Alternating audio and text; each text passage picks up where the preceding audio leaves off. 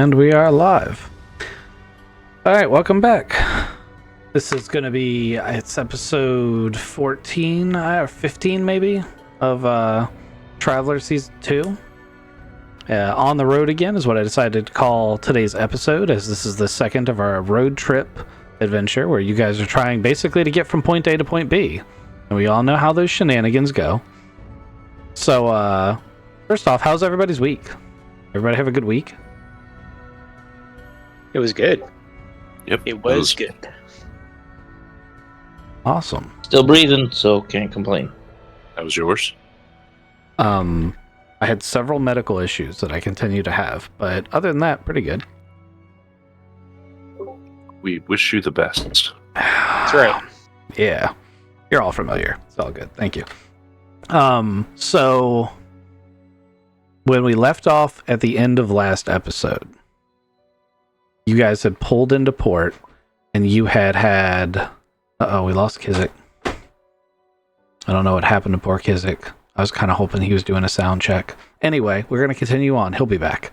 And you guys pulled into port, and you had several things happen really quickly at the end. Some modifications happened to the ship.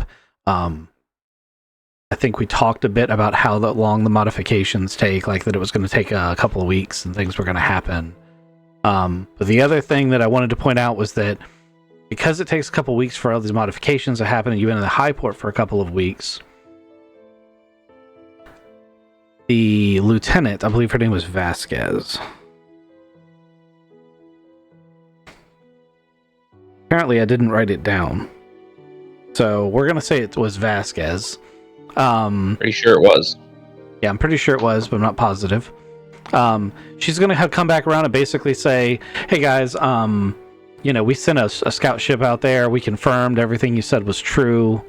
And we just, wanted to let you know that there was some initial suspicion that maybe you were involved, but you've been cleared of everything.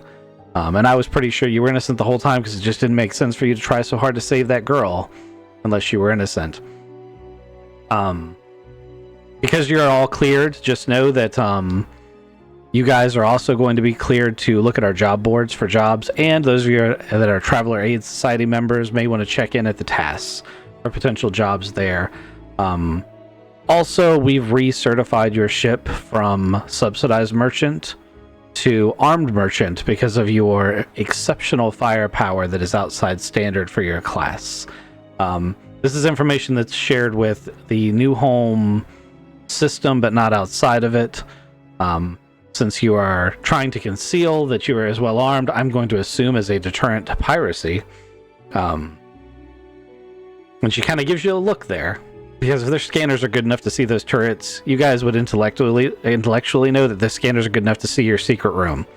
That she would be like, all kinds of ships come through here, and we tend to just not, we live and let live. You can go about your business as long as you don't cause any trouble. But as an armed merchant, know that there will be other contracts available, since you can obviously carry cargo that needs to be guarded. So anyway, here's your new ship registration for New Home. And if you guys have any questions, here's a comm number for me. Let me know if there's any questions, comments, etc. She gives you a little two-finger salute. Unless you guys want to stop her before she leaves for any immediate questions. I don't think so. Thank you, Vasquez. Yeah. She seems to be one of the more friendly people you've encountered. A lot of the they're all professional, but a lot of the star-based security you've encountered from docking, they're very short and curt with people.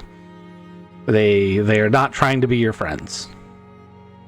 So she's been pretty nice and cordial. And you will notice that some of the officers you've dealt with on the spaceship, now that you've been cleared of any wrongdoing with the piracy thing, may give you a little bit of extra slack.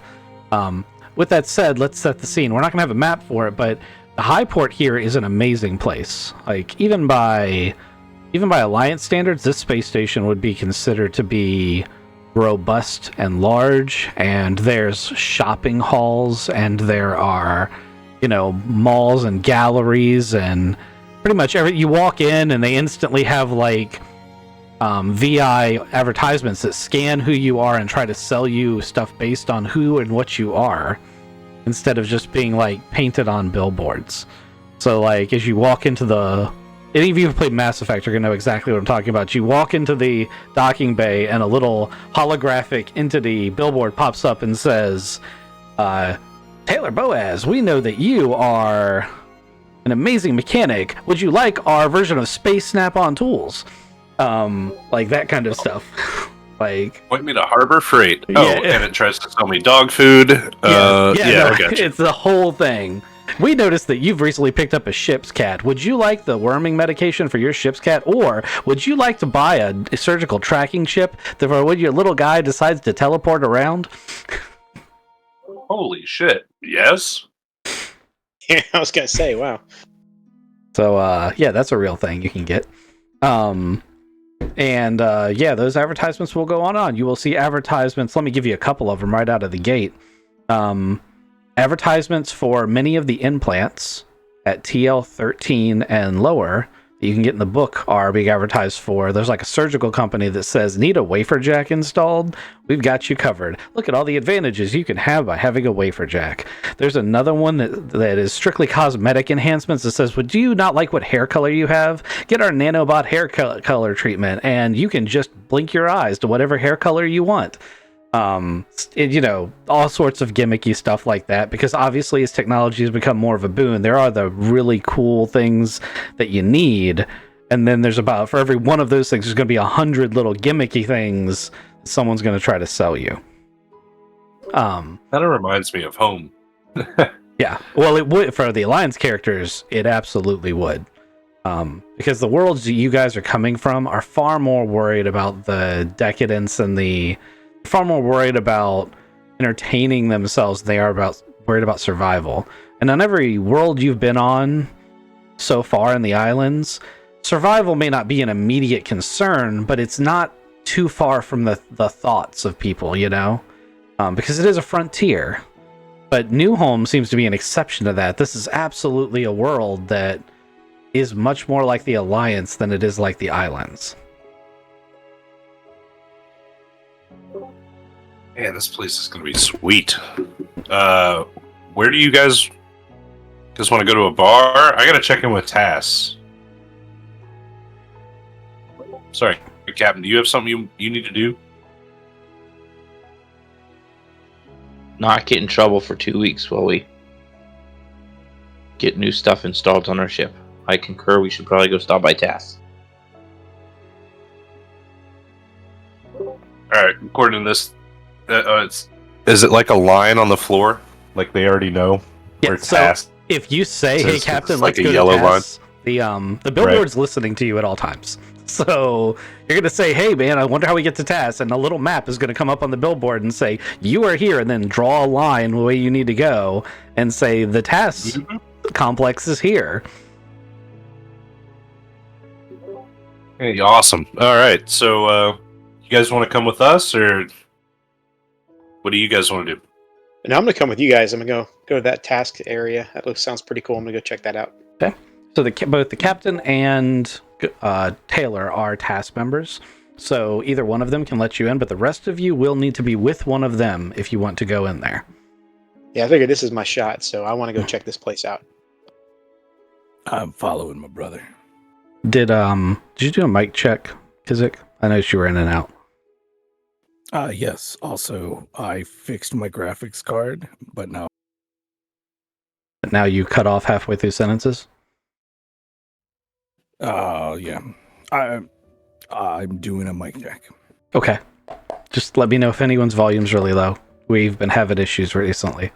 Okay, so in order to enter that part of the starport, like you guys are basically standing right outside of your ship's airlock, and there's like a concave like funnel of security towards one door, and we'll say there's 3 ship docks that like their tunnels come to this point, but this is the customs check-in point, and there are 2 rather menacing looking security bots and 1 incredibly chipper young woman in a security uniform who's basically there to make sure that you don't try to break any of the rules. Now, to abbreviate things, the rules would have already been sent to you, but in short, this is a super high level area, high law level area. No weapons, no, not even bladed weapons, are allowed on board. And they have incredibly advanced scanners and will be able to detect them. So you're going to have to limit what you take with you. No stunners, then, right? No, those are considered energy weapons. Okay. Then I'm gonna go clean. Yeah, same here. I'm gonna leave all my fun stuff behind.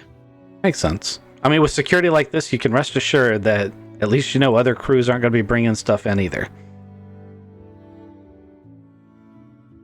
Okay, so you guys are shuffled through the security system. They check you also for armor, so you won't be able to take any visible armor. They do allow, like if you still have your armor that looks like a suit, they will allow concealed armor, or if you have armor that fits without being bulky underneath your clothes, then you can bring that as well.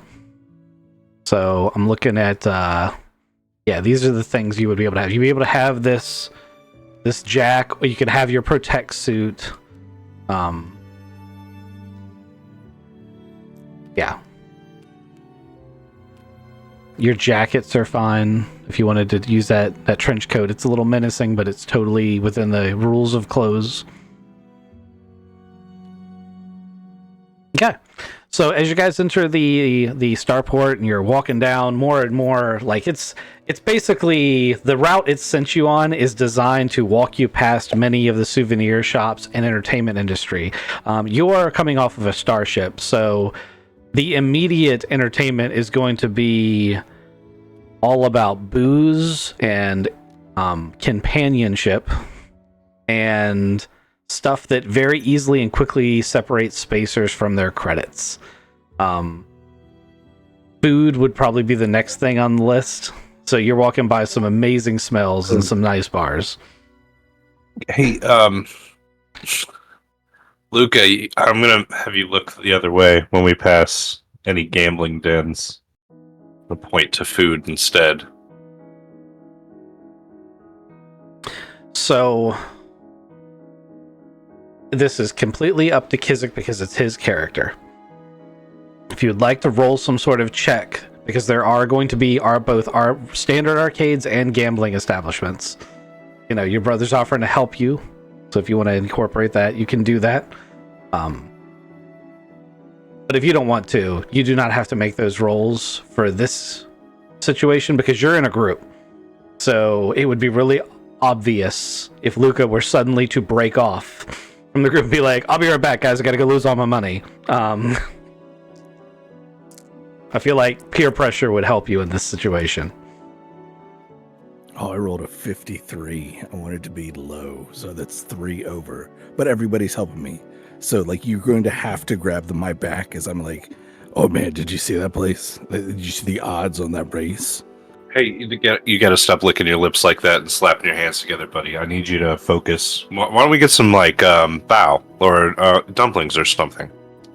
Over here. Look, this smells really good. Come on. Come on. You think they got any speeder races here?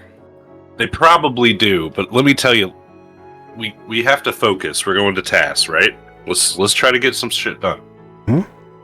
So, advertisements are always listening, and he said speeder races. There aren't speeder races, but an advertisement pops up and says, are you into arena-style entertainment? And then it shows these action figures that you know to be what are called mini-heroes. Basically, they are virtual reality-controlled action figures that battle it out in arenas, and people bet on them and stuff like that, and you can participate either as a combatant or a spectator. And it actually looks pretty cool, but it's something that you guys from the Alliance would have seen before. Obviously, the craze is just now hitting New Home. Many of the most basic ones are the only ones they've got, and this is like the Traveler Universe's equivalent of Warhammer meets Pokemon. So we can get ourselves into a game, and then Luca can bet on us to win. You can do that. You can also bet on yourselves, or against yourself. Well, I don't know if you can bet against yourselves. That seems like that would be ethically questionable. But yeah, I'll say he can bet on you as long as it's betting for you and not against you. Like, as long as you're not throwing a game. Right. With all that said, the action figures are destroyed, so you'd have to like purchase the figures you're going to play as in order to play. Okay, that seems really cool. Yeah, so Task. you're in too, right? Look, I've got ADHD, to be honest. And that sounds really cool. I was sold when he said Warhammer and Pokemon, so let's do this. All right, Billboard, tell me where the nearest game shop is. All right, so it points you in the direction of a Lords of Space vendor nearby. There are all sorts of different like tech levels and such, but obviously you were looking for the virtually integrated version.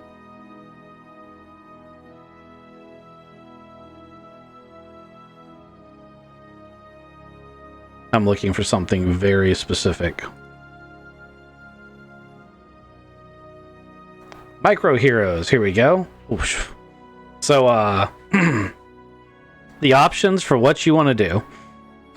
You look at the price tags, and buying one is kind of not in your price range. That's not necessarily true. You probably could do it if you really, really wanted to.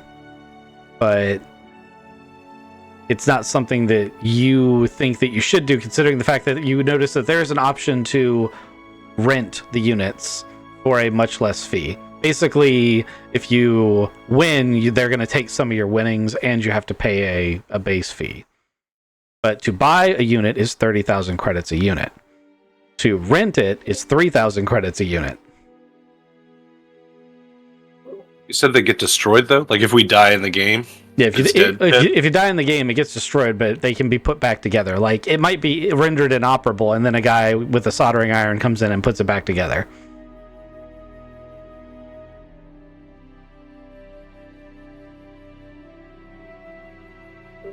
Do they have any figurines that have, like, what's the style here? So the style that they're running right now is like superhero based almost. So you can take any type of conventional weapons that are available, and there are a few specialty units that you can add on little tidbits to. Most of it is technology based, but there are a few quote unquote magic users that, like, you're looking at it and it's like, okay, it's a quote unquote magic user, but what it is one of them has a squirt gun that might disrupt the other electronics, like stuff like that, because they are toys at the end of the day.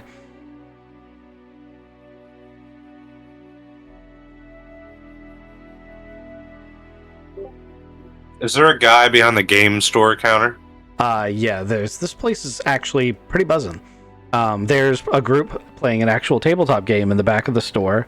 There's a couple people looking at various different like brand new off the shelf ones, and then there's 2 or 3 people that are helping people make decisions on stuff in the aisleways.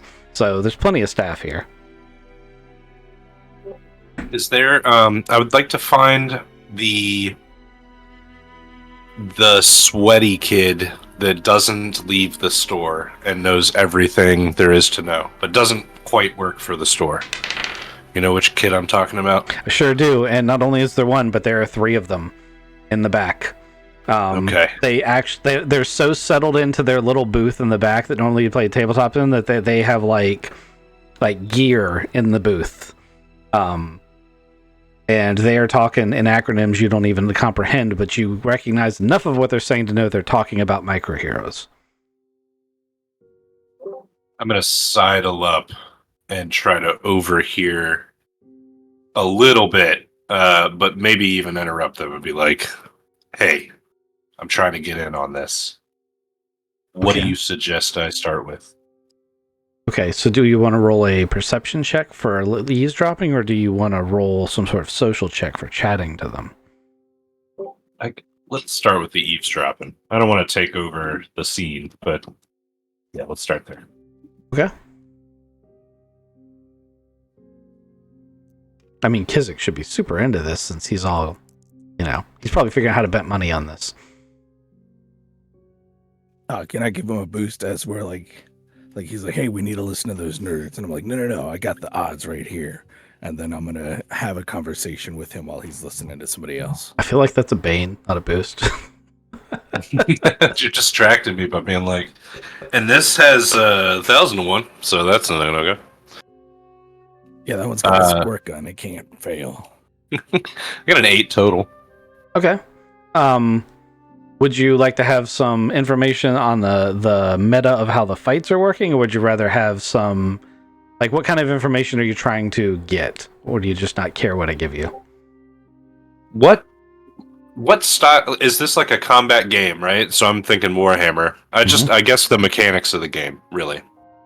So it varies per match. Each hero is unique in their style. So they all have different, like, loadout special abilities or types of games that they're better at, because some of the games are like sword and board. And obviously there'll be some characters that are much better at that. And then some games are like jetpacks and twin machine guns. So it depends on what style of match you're talking about, but you will hear them going over. And one useful piece of information you'll pick up is, for noobs, obviously it's way easier to play like a sword and board low-tech style. And it's also cheaper because, you don't need little fancy micro guns. And then they're gonna talk for like an hour about micro guns and whether or not they jam and how all that works. I'm gonna go back to my brother. Hey, are we serious about this micro hero thing? Because I think that this is really cool. We should try to do this, right? I mean, you're going to let me bet on you? You got the victories? Or do you want to bet on me?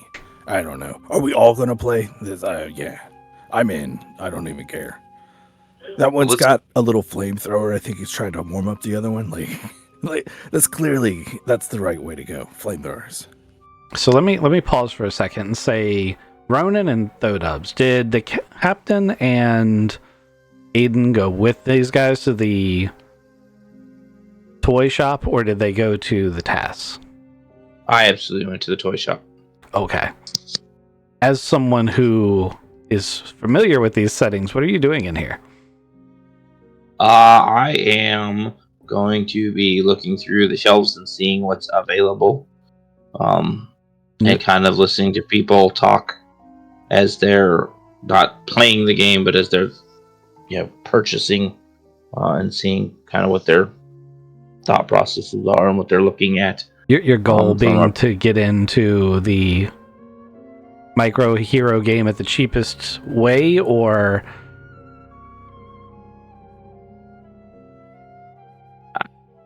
cheapest and most efficient, not like just the cheapest for the sake of being cheap. Okay. But like cheapest and yet still have a useful hero to use. Give me a roll. It's probably going to be a recon plus your intellect, but you can roll any related skill if you can argue it. Intellect is probably the best one.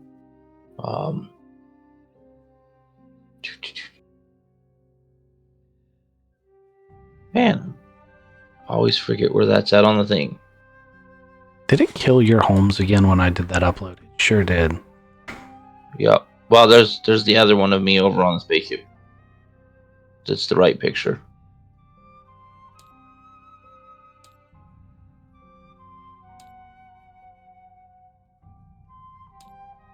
I got an 8. Okay. So basically, you're going to find out that if you're planning on playing just 1 or 2 games because you're passed through, renting, specifically renting for the lower level games, you can get some pretty cheap rentals on those because all those have to do is be able to swing. But the quality is not going to be great. But if you're going to be here for a long time, or if you're going to take your micro hero with you and try to play arenas at other places, you're way better off buying a new one and taking care of it yourself. It's just one of those things where it's like, how long do you want to play? Because if this is a one-off, like, it's kind of like playing paintball. If you're only going to play 1 or 2 games, you rent the field equipment. If you're gonna play every Saturday for a year, you buy equipment.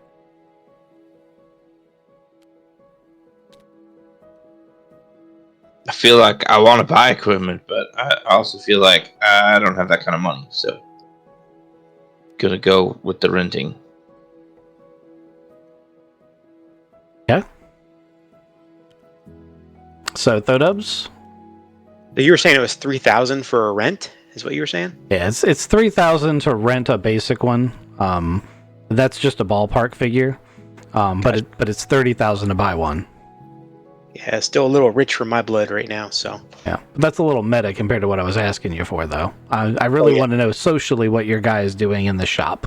Like in my head, I've got this scene where you've got you got the Boaz brothers in the back, like huddling up to the sweaty kids. You got, Home Steel. He's walked down the aisle where the new things and all the parts for customizing the micro heroes are, and he's listening to people talk about this stuff. What is Aiden doing? I kind of want to. I'm kind of doing the same thing. I want to walk around and take a look. I assume they got some kind of display cases or something like that, where I'm kind of looking at different either characters or weapon arrangements or things like that. So I'm kind of checking out that. I'm also assuming that there's kind of different styles, what kind of styles they have. Also, there might be not just weaponry, but vehicles and things like that for some of the characters to be using. So kind of just checking out those things to see what is available. Okay. So you're going to find yourself going down the add-ons aisle, and there are as many add-ons as you can possibly conceive there of being. Pretty much everything you just stated is an optional extra. But all of them come with a little asterisk of, the game has to support, like it has to be within the arena that you're using. You can't take a gun to a medieval sword fight. So all of the add-ons are considered, extra. They're considered something that you have to make sure is in the game. But you do see some pretty interesting stuff in there. Even for the medieval level, there's some difference in quality. Also, even though it's a very small action figure size, some of the weapons that the medieval guys carry, like you could hurt yourself with these. Oh, wow. Hey, gosh. Hey, that's sharp. Watch out. Exactly. Okay, so now we're going to loop back to the Boaz brothers.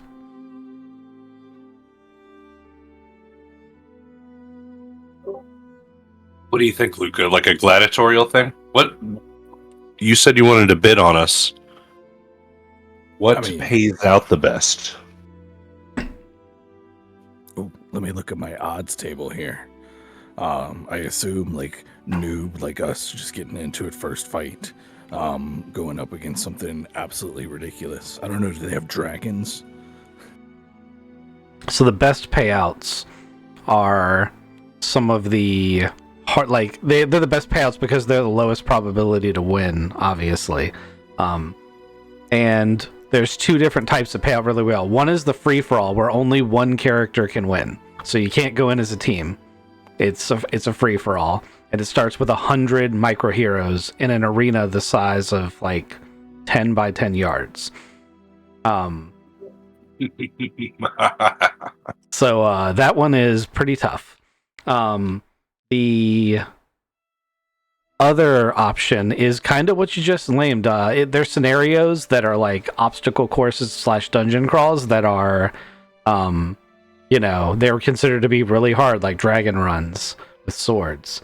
And when you look at that one, it's actually going to have a timer on it that's going to be like, it's been 2 years since the last group actually defeated this, like actually completed it. It's going to be those kind of odds. With that said, if you rent a guy and you go in and you win, you could probably fuel the ship, like right out of that one run. But the chances of that happening are astronomically low. Best payouts are if we rent a thing and successfully kill a dragon. Like that, it says it hasn't been done in 2.5 years, but that's because we haven't tried it yet. We haven't tried it yet. Yeah. So we could all pony up, 3,000 each, 12,000, and we could fuel the ship. That sounds pretty. That sounds good. All right. See, here's the problem. We could also just lose the money. just die immediately, not make a damn thing, and then we're worse off than we were before. Let's go talk to the cat. Me and you. Come on. Yeah. And we're gonna go find the cat. I'm standing right behind you by this point. I'm here behind you. Yeah, Captain. Uh, Are you in? eh, $12,000. So $12,000 is probably more than we should ever spend on anything like this, and that is absolutely the grown-up thing to do. But I want to kill a dragon. So he gets it. We could kill a dragon. Yeah, it's a game. I mean, it's not a real dragon. That's only because we haven't found a real one to go fight. So it's kind of what we got to do here. Oh man, that one's a giant tentacled monster that looks like it's floating in space. That is not something you see.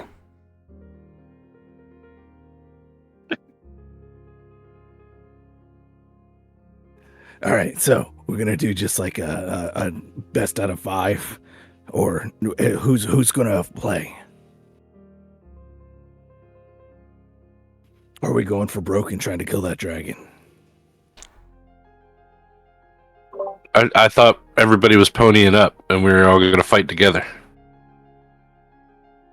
I'm not gonna force anybody to play, but I'm definitely doing this. Yeah, if we go as a group, I'll chip in. Oh my goodness, you guys are the best. Thank you for supporting me.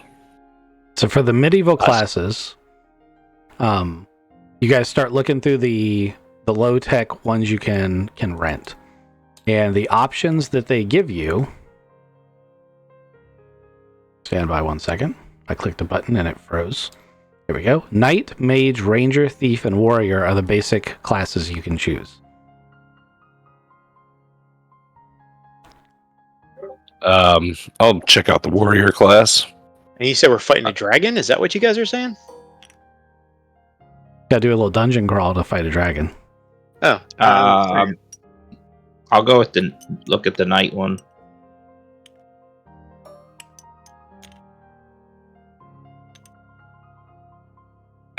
Amazing. I want to be a ranger.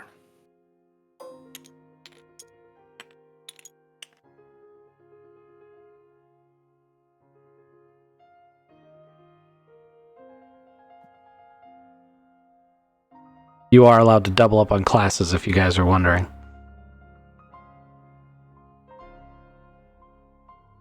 Where are the pieces at? You guys just randomly pulling them from somewhere? No, I'm pulling them as they ask. The classes gotcha. the classes are Knight, Mage, Ranger, Thief, and Warrior. We'll go for a mage.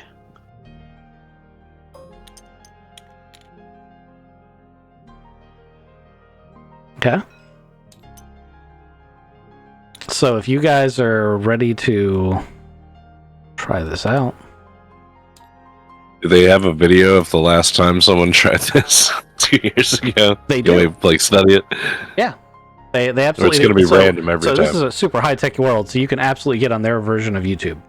And like you can look up in there, basically it'd be like it's a randomly generated dungeon every single time, but the things that stay consistent are that all paths will lead to the dragon horde.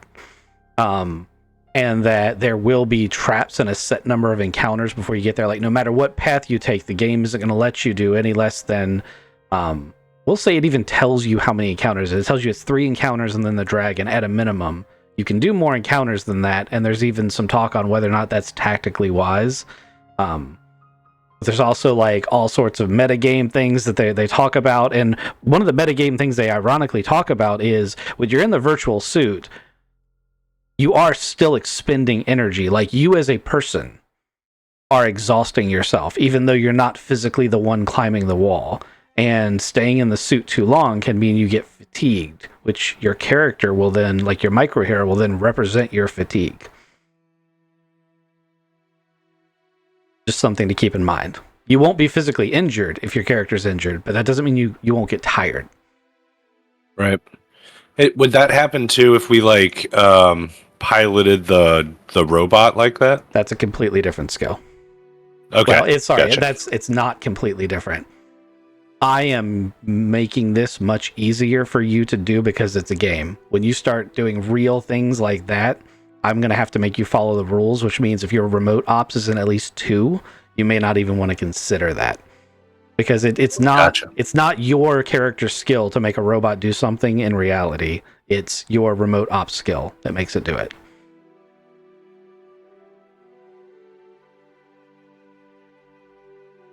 Roger Dodger.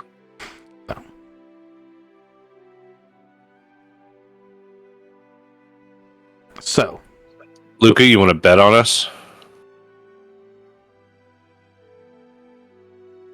and how much do you want to bet?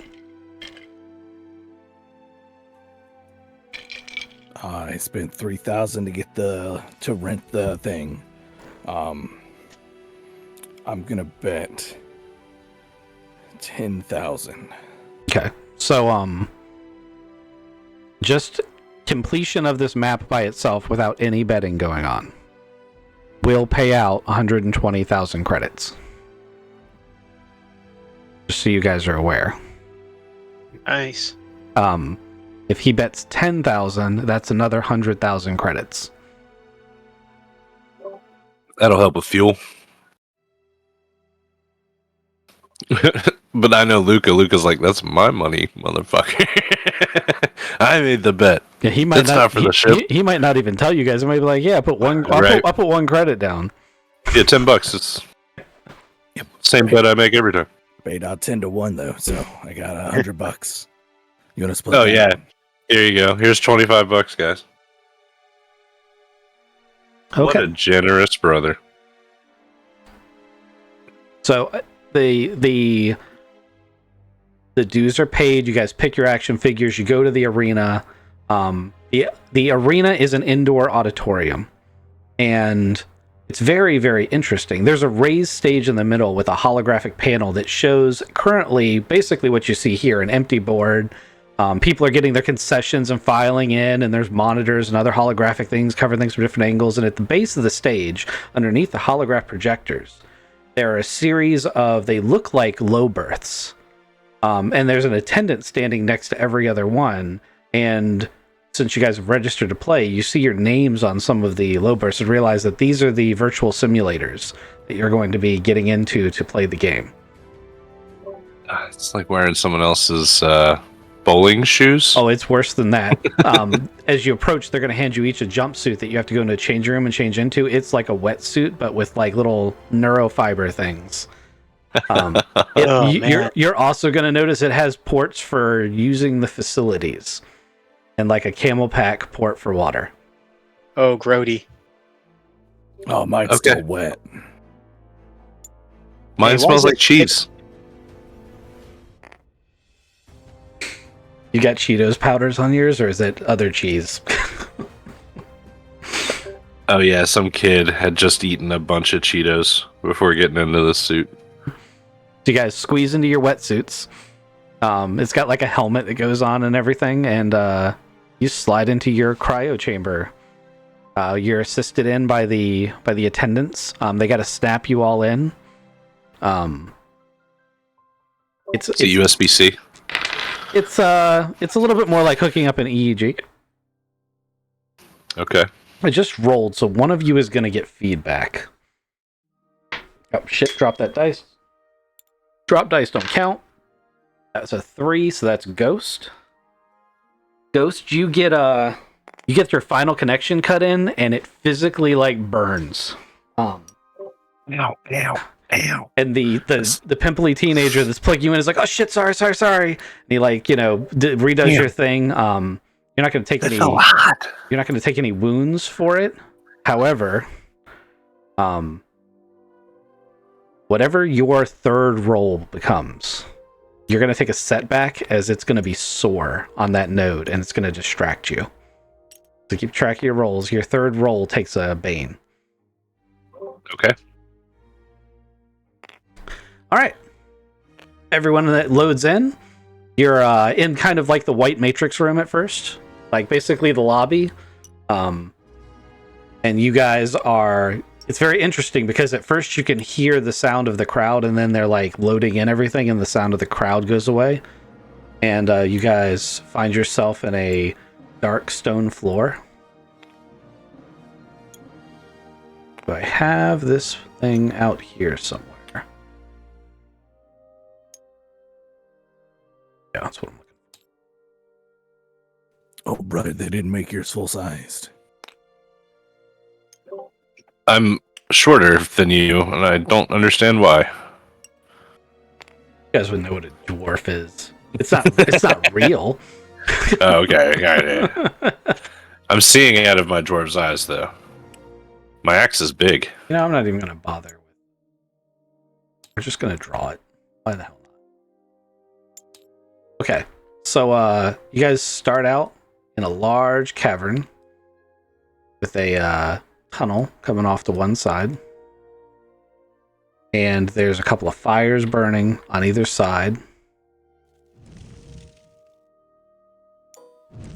And text scrolls hovering across the screen. It's basically like the Star Wars scroll at the beginning that says, "Our 4 adventurers come to the lair of the evil dragon, Tickles." Yeah, we're gonna use Tickles. Sorry, Tickles. We're gonna use Tickles. Gosh. So, any of you who watched the first season will know who Tickles is. Tickles the dragon, and his dragonborn followers. As our heroes approach the entrance to the cave, they are challenged by several of the dragonborn who are guarding the cave, and their adventure begins. Villains, hopefully villains is the right one. Maybe it's lizards.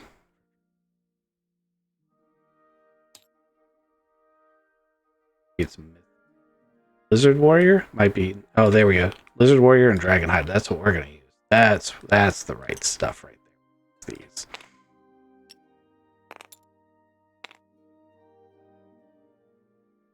Who's ready to initiate combat? Does everyone have a card appropriate? Oh, I should probably point out a couple of really important things.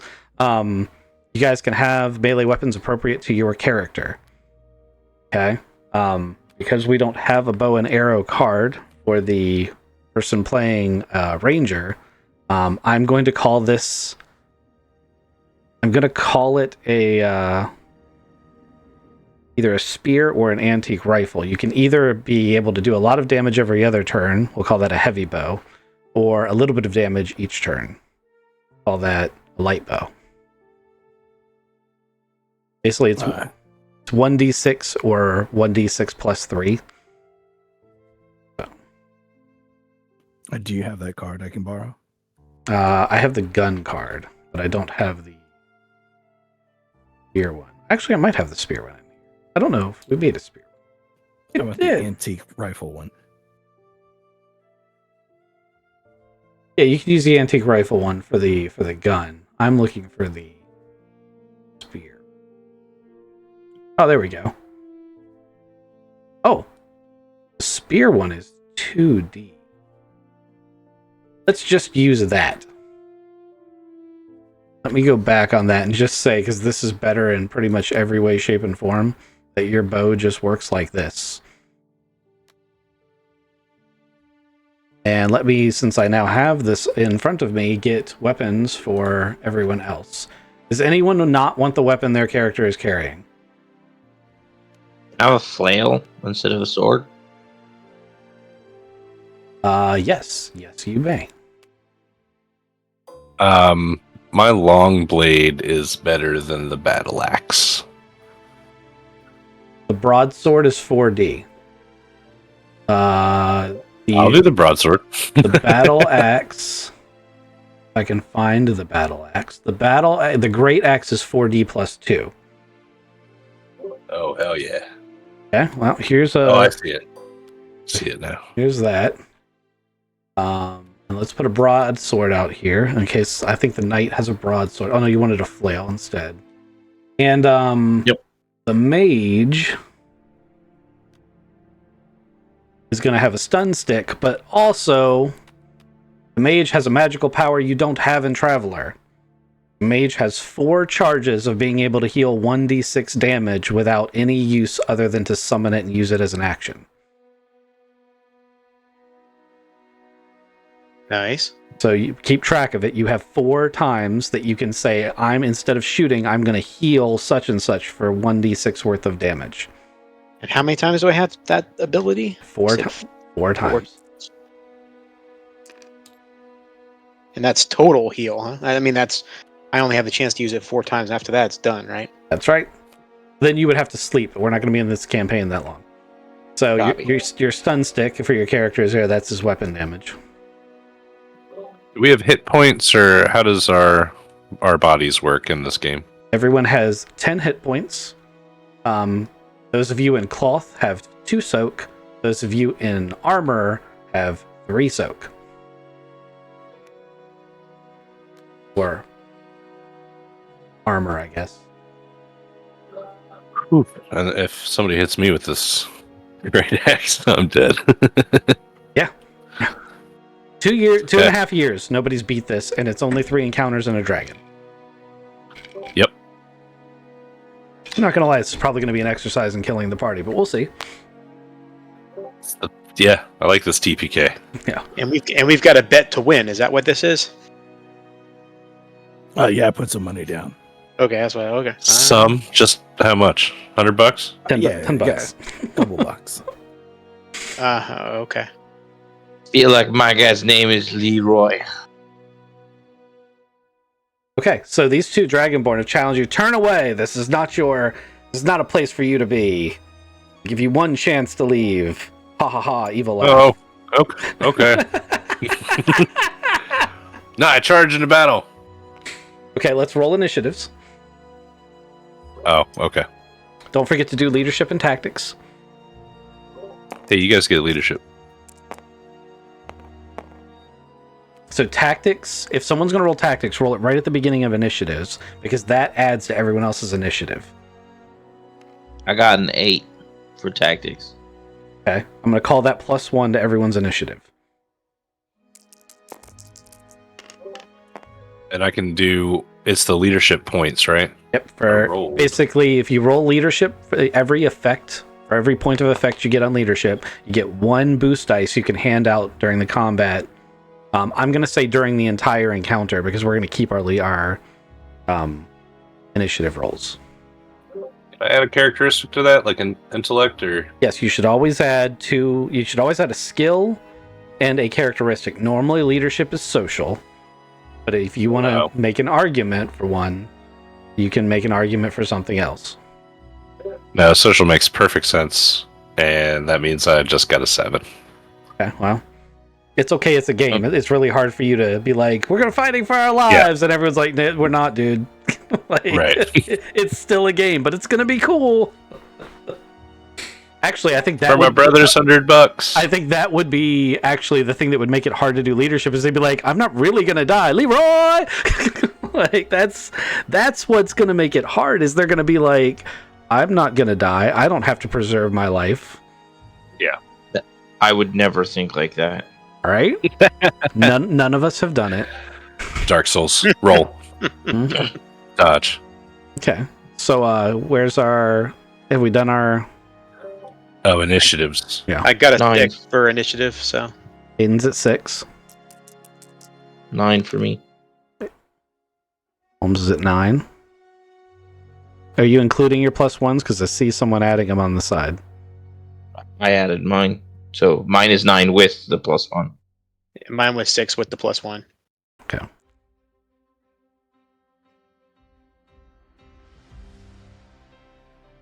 Brother,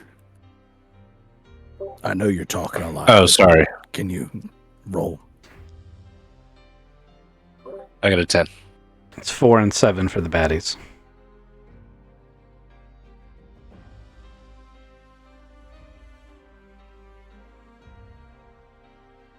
Does my shield do anything? Or does that just count as part of my armor? You know what? I'll give you a +1 for it. Directionally. If they're attacking from the direction your shield is facing, You can have an extra +1. And does my mage have any magic, or is it just more of just a stun stick? Your stun stick represents your magic, as it would in the thing, and your ability to heal is your magic. Gotcha. You are the party healer. All right, I got that, man. Let's do it. In other words, everyone needs to protect the squishy healer. So I'm gonna go hide out in the back over here and just, watch what you guys are doing. All right, who's up first? Luca. It's the Boaz brothers up first. Yeah. Turns out they made mine with boobs, so let's get them, guys. And I take a shot at the snakehead. Okay. 10 plus 2 is 12. You let loose with an arrow, and it sticks the guy in the head, and he falls dead. And you're like, hey, this is going pretty good so far. Yay! Nice. Is that the end of your turn? Yeah, get him, brother. I assume that I can move all the way in one turn. Can I swing and hit him in the same turn in this? Absolutely. Sweet. I swing. Oh, you have a little shield, too. 9 plus. Oh, well, it's my athletics, so. Or can I use blade? Give you damage. You can use blade. So that's the difference between normal remote ops and this, is I'm going to let you use your actual, skills. Okay. Gotcha. Do we have to use our actual skills? Yes, because I haven't made stats for the actual quote-unquote robots you're using. This is going to end up really bad for us. I got a 10. Okay. You hurt this Dragonborn, and he's hurt, and he's pulled out a giant hammer, and it's about to squish the tiny man. Holmes. Oh, so you want damage? Is it 4d2 plus 2? Oh, that wasn't your damage. Sorry. Yes, roll your damage. I absolutely want your damage. Sorry. 19. Okay, no, this 21. This is going to end very differently. No, he's dead. Okay. So you bury your axe in his skull, and yeah, that was pretty easy, right? I'm suspicious. I turn around and I look at everybody else.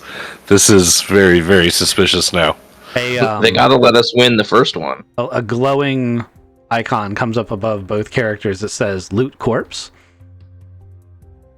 Oh yeah, I'll check that out. Yeah, this one's mine, guys.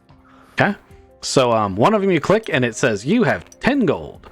The other one you click and it says you find a giant maul. It is too big for you to carry with your weapon. Do you want to swap weapons, or do you want to keep the weapon you have? Oh, I don't get anything from my shield. Let's swap out. Okay. Here is the weapon that he has on his person, if you want to look at it. Oh, that's the 4D sledgehammer. I'm gonna leave that alone. I'll keep my axe. Okay.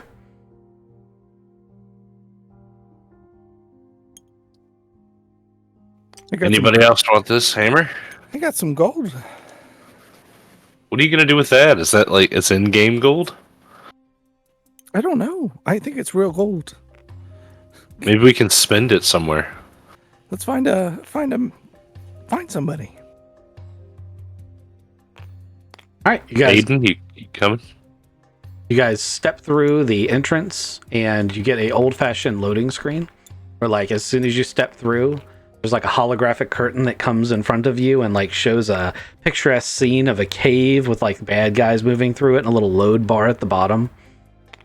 You can temporarily hear the audience again, who's some of them are cheering, some of them are yeah, whatever, it's just the first level, and mix of stuff coming on back and forth. But you're reminded you're in a game.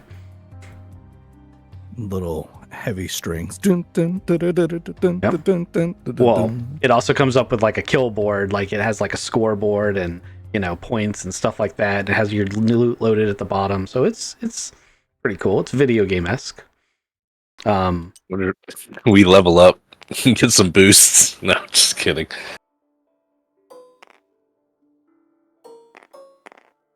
Oh, that's a valuable point. So it's going to turn your 10 coins you found into XP. And then it's going to ask you if you want to buy temporary like potions and stuff like that with your stuff. So I think that's a great idea. Also, you need a way to spend your coins. So let's say you have 10 points, and basically with that you can buy one additional charge of health potion, which anyone can carry, but works the exact same as Aiden's 1d6 heal ability. Or you can buy like a vial of alchemist fire or poison or any low-level vial that, from those of you who've played D&D, you might throw at an opponent.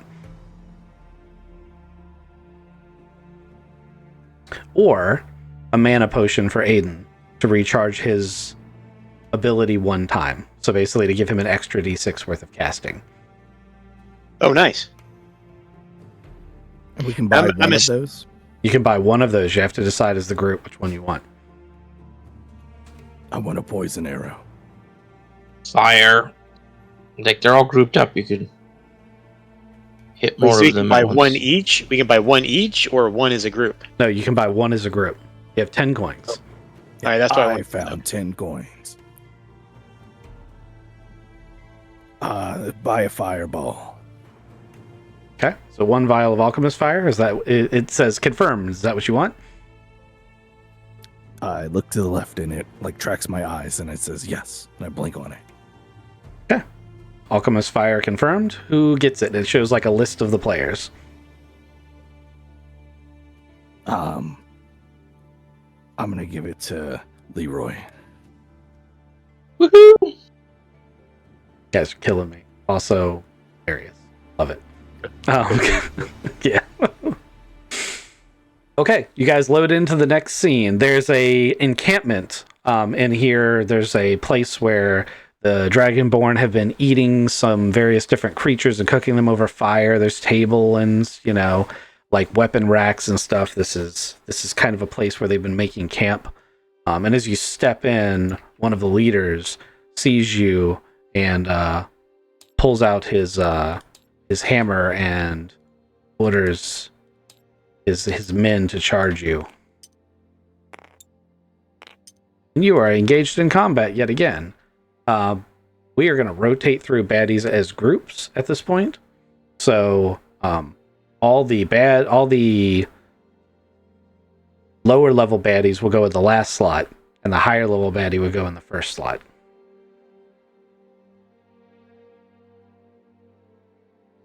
That's fair. Luca and Taylor. Leroy. How big's the range of the radius effect of the alchemist fire? So if I make it bigger, you run the chance of burning yourself, but obviously there's advantages to that. If I make it smaller, then you're not as likely to burn yourself, but obviously there's disadvantages to that. So bigger or smaller is your preference. I like middle. Can I pick middle? Middle wasn't an option I gave you. Okay, I will take the bigger one. The bigger one is going to make it basically a 9 by. So Okay. let me just demonstrate that so we're all on the same page, although I'm sure you know what I'm talking about. Yep. A 9 by is this size. It covers each of these squares around a center square that it lands in. Got it. Okay. That's a good one. It's a lot. Okay. Oh yeah. Boaz Brothers. Leroy, throw the fire potion. Holding action for... Oh, can Okay. I swap? You can swap by the rules of Traveler. You can also, because all three of you are bunched together, you could just hold action till after Holmes. In fact, it's the same thing either way. Okay. Either way, Holmes is going to get to throw his little granada. throw my little granada right here. And get those 9 squares. Okay. That's going to be all 3 of those. I'll definitely count that. They're all definitely touching it. Throwing is an athletics dexterity roll, by the way. Good. That's the best kind. And you add either your strength or dexterity to it. So I got a total of a 9. It's a hit. I'm going to count it as a 2d6 grenade. Roll your damage. That's 2d6 for each of them, right? Well, it's going to be 2d6, and they all take damage within the radius. 7. The way a grenade normally works is the blast effect of the grenade is how many meters around it takes the damage. And the damage you roll on the grenade is the damage, and it's not like half damage. They all just take the damage. So you said 7 is the damage? Yes, sir. Okay, so they're all really hurt. They're all on fire, and they are hurt. So they do not seem to have a special vulnerability to fire, but they're not immune to it either. 7 for you, and 7 for you, and 7 for you. All right. Now the Boaz brothers can go. Also, there is fire in that center tile now. Be aware of it. Oh, I can just move one of these things. Ooh. I'm going to shoot the one that's not on fire.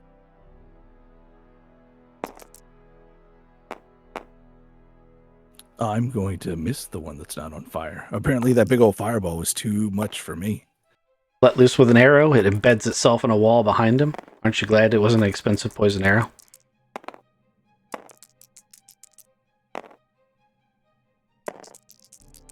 If that's it for him, I'm gonna run up and cleave this guy, hopefully, and twine.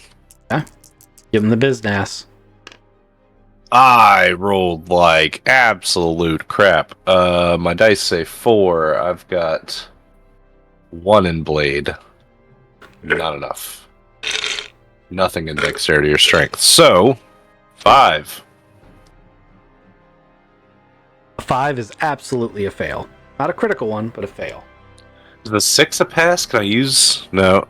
No, an 8's a pass. Yeah, okay. That realistic fire is too much for you, too. It's too hot. It's not hot. I'm freaking out, though. Oh, it's burning you. Is that your third roll, too? Oh, was it? I bet it was. That was the second roll. Yeah, I think that was number 2, though. Yeah, it's number 2. All right, so. But, good job, Luca, because that would have been a good time to have that Bane, because you've been like, oh, add the Bane, because, now it doesn't matter. So. All right, so Big Bad is going to be up next, because Holmes and the Luca brothers have all went. He is going to trot over here.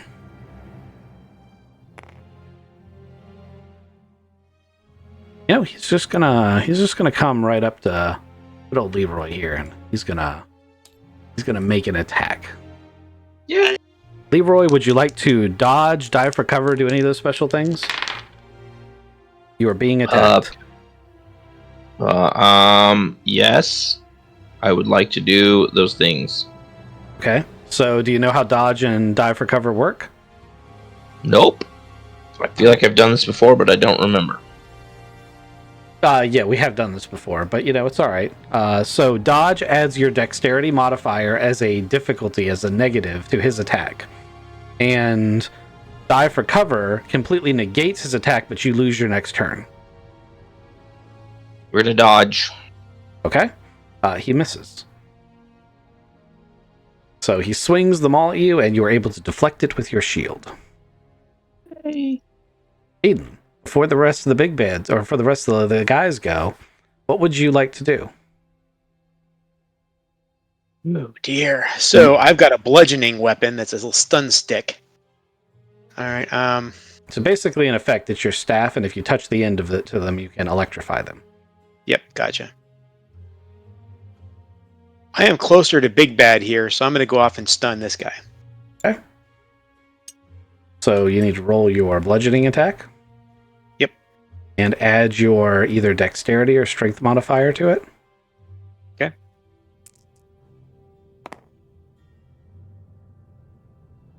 Oh, that's just wrong. A 2. Snake eyes. Snake eyes. Ugh.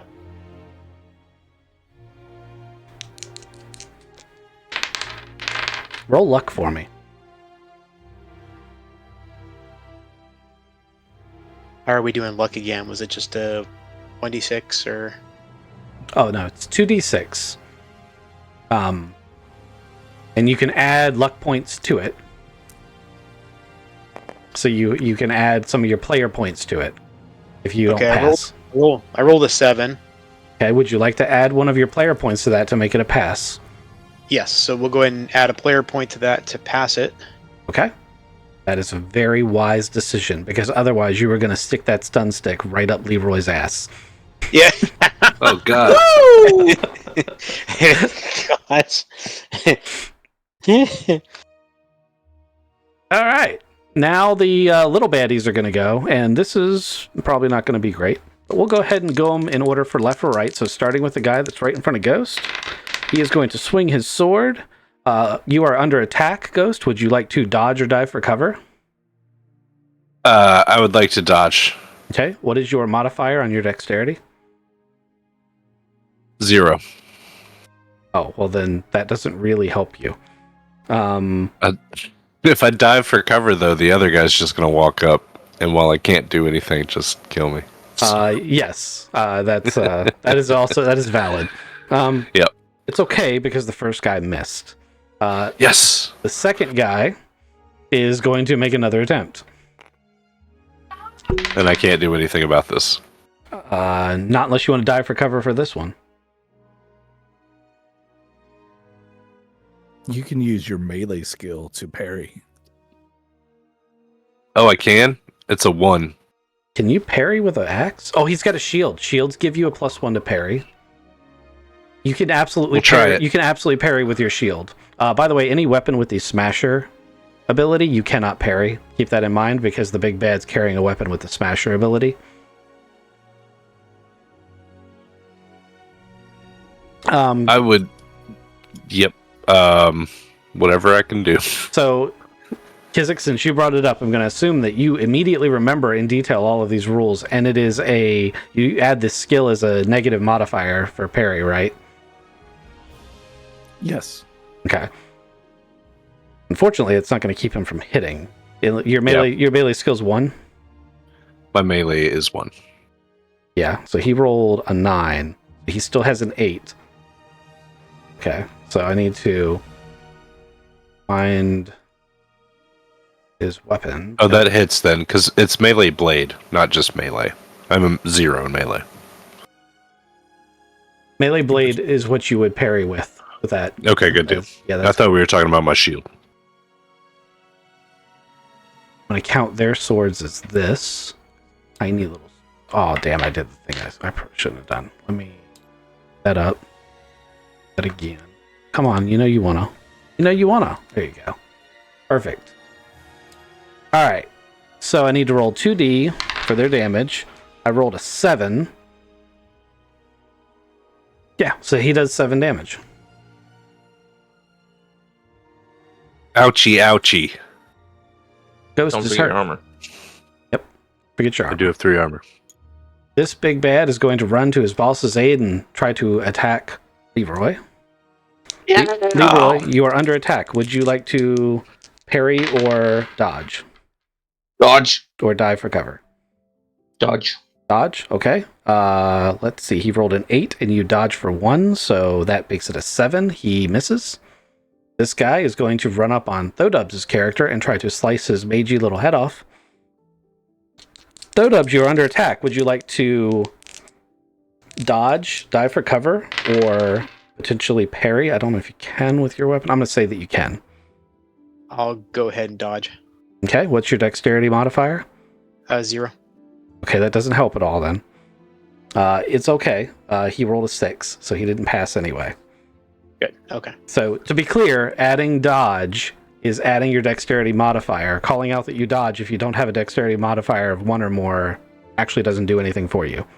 Gotcha. Okay. If you parry, you need a melee weapon in your hand that you have a skill of 1 or more in for it to do anything. And diving for cover works no matter what, but you surrender your next turn. And you're calling my weapon that where I could actually be able to do a parry on. Yeah, it's a bludgeoning weapon, but I don't see why you wouldn't be able to take that staff and block if someone swung a sword at you and you took that staff and put it in front of you and knocked the sword out of the way, I judge that would work. Now, I've got a 0 in bludgeoning, though. Yeah, but that doesn't give you the ability to parry because it's not a 1. Gotcha. Okay. All right. Okay.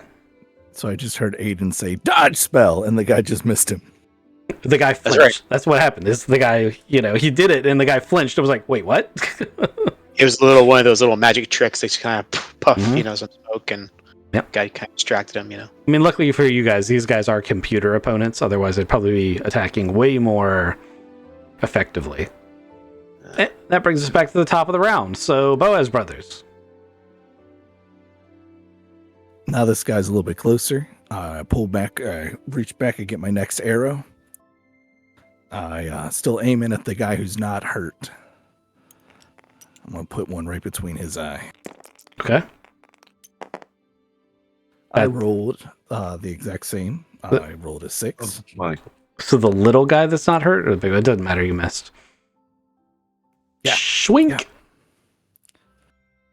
I start looking. My bow is miscalibrated. So, fuck. Other Boaz brother, you're 2-1 and you're injured. Yeah, I'm gonna swing at this one here. Okay. Take your shot.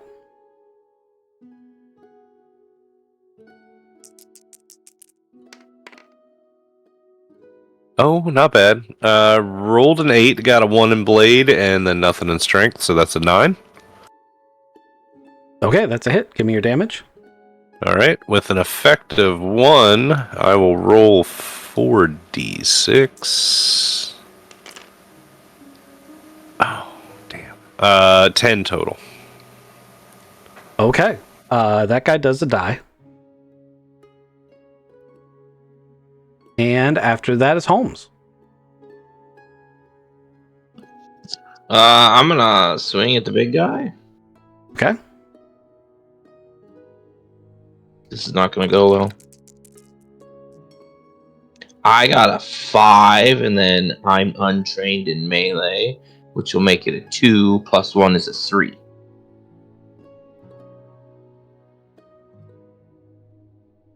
Okay. That's gonna suck.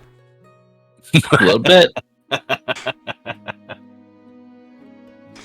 Okay. After Holmes is Big Bad, and Big Bad is going to attempt to smash Leroy. And dodge or die for cover. I can't remember if we determined if you had the ability to dodge. I think you do. I do. Okay. Would you like to add it? Yep. All right. That takes him from a 10 to a 9. He reels back with his heavy weapon and lets out a mighty roar. Oh, shit. I'm dropping dice all over the place today. You know what? Those are probably just bad dice. Yes, bad dice. You didn't want those dice anyway, right? No, those dice are gonna kill Leroy here. Yeah, it's probably about to happen. Yeah, it's not a big loss. I'm the knight that can't use this weapon, so don't feel bad about losing me. No idea where that fucking dice. Oh, there it is. Alright. So let's take these 4 dice and roll them. Let's do maths. We all know I'm bad at that. Alright, so that right there is 11, 12, 13, 14, 15, 16. Yeah, you can plus you plus can one stop is there. 7. Plus 1 You is can 17. stop counting. Just stop there. Oh my god. Swish. Is Leroy still alive? Not even kind of. Do I have the ability to resurrect? Ugh. So Leroy is smashed. We will talk about that when you're out of combat. And that makes it Aiden's turn.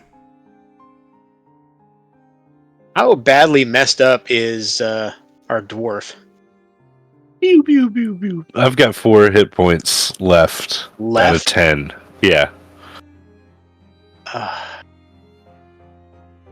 think I'm going to do like this weird, like, run around and kind of avoid people kind of thing. But I want to be able to heal our dwarf a bit. Okay, so you can take one move action to move somewhere. And then you can, cast as your action, you can cast your heal. And he said that's a 1d6? Yep. You roll 1d6, and that's how many Ghost gets back. All right, man, come on. Oh, 5. There you go, man. Oh, nice. Blue magic lights from your fingertips, and whoop, whoop, whoop, whoop, and your character recovers some hit points. Mechanically, there's like a temporary pause screen in the game where basically a mechanical arm comes down on the battlefield and just sprays like liquid plastic over some of the gashes in the character's armor and partially repairs his little robot. Zip, zip. All right. So that makes it all the other little baddies' turns. There's 3 of them and there's 3 of you. I think this is perfect math. So the first one is going to be the one attacking Ghost, and he's going to attack Ghost. Would you like to dodge, parry, or dive for cover? I'm gonna try to parry. Okay. Do you have a 1 in blade? I do have a 1 in blade. He rolls a 7. That makes it a 6. He misses. Guy number 2 is going to attack Luca. That's not the one I meant to grab. Luca, would you dodge it? All right. What's your dodge score? 2. Oh, nice. That's good because he rolls a 9, and having a 2 in dodge, he misses as well. Swing and a miss. And this last one is going to go for Aiden. Aiden, he's attacking you. Do you have the ability? Would you like to dodge if you can, parry if you can, or dive for cover, which you always can, but you'll lose your next turn? Okay, let me make sure I understand this here for a second. So I have a 0 in bludgeoning. So again, that doesn't really help me out with parrying. Mm-hmm. As far as ducking is concerned, I have a 0 in dexterity, so that doesn't really help me either. Yep. So really, your only effective option is to dive for cover if you want to do that, but it comes with consequences. Consequences meaning I lose my turn. Meaning you lose your next turn, yes.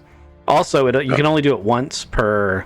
So if the light Ghost was pointing out earlier, if you dodge the first attack towards you and another baddie comes up to attack you, not only are you on the ground and an easier melee target, but you can't do it again.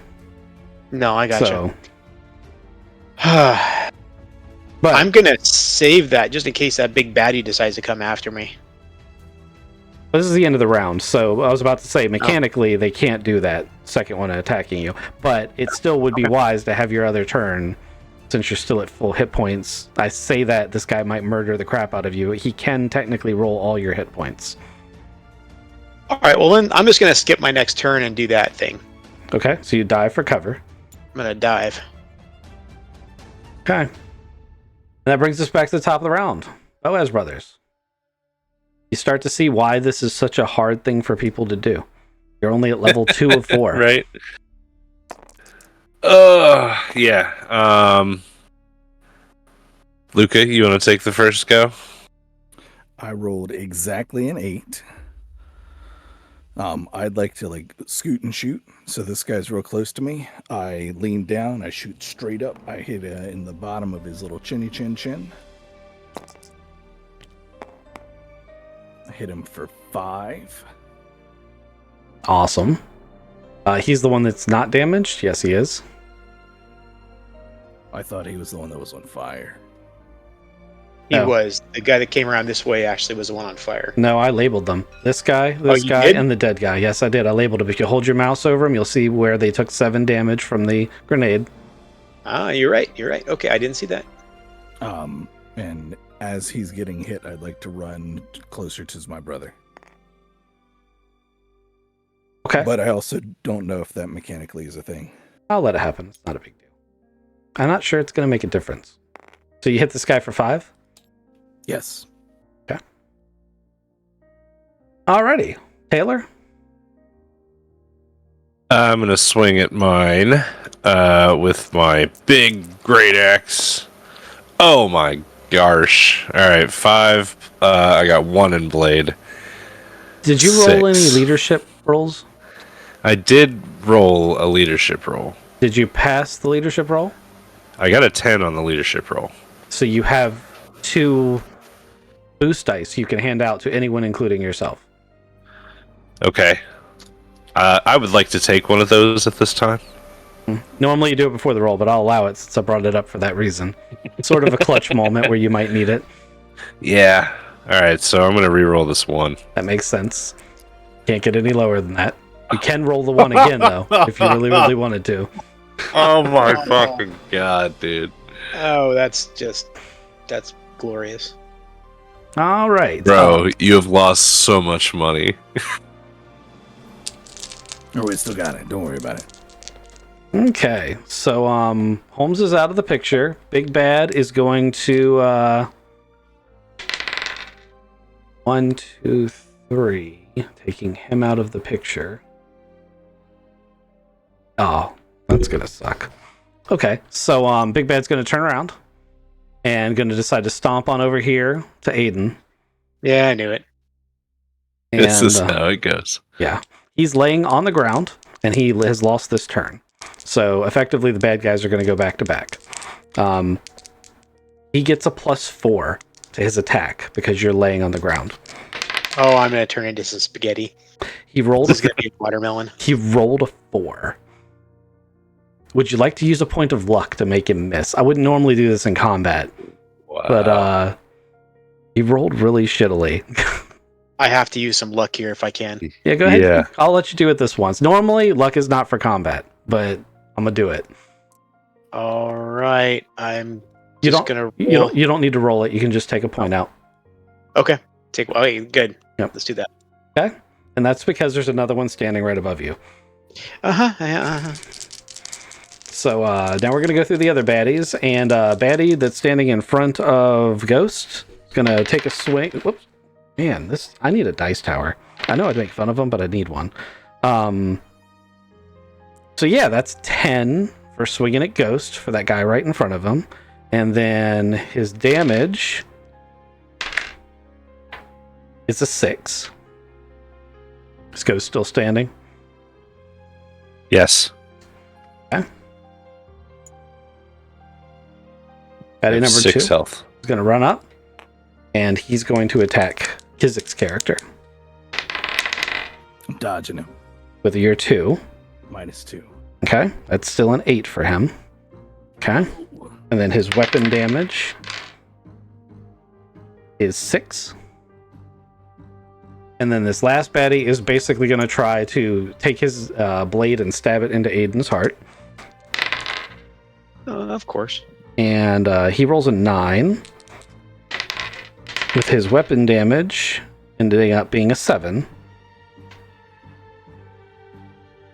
You have 2 soak and 10 hit points, if you don't remember.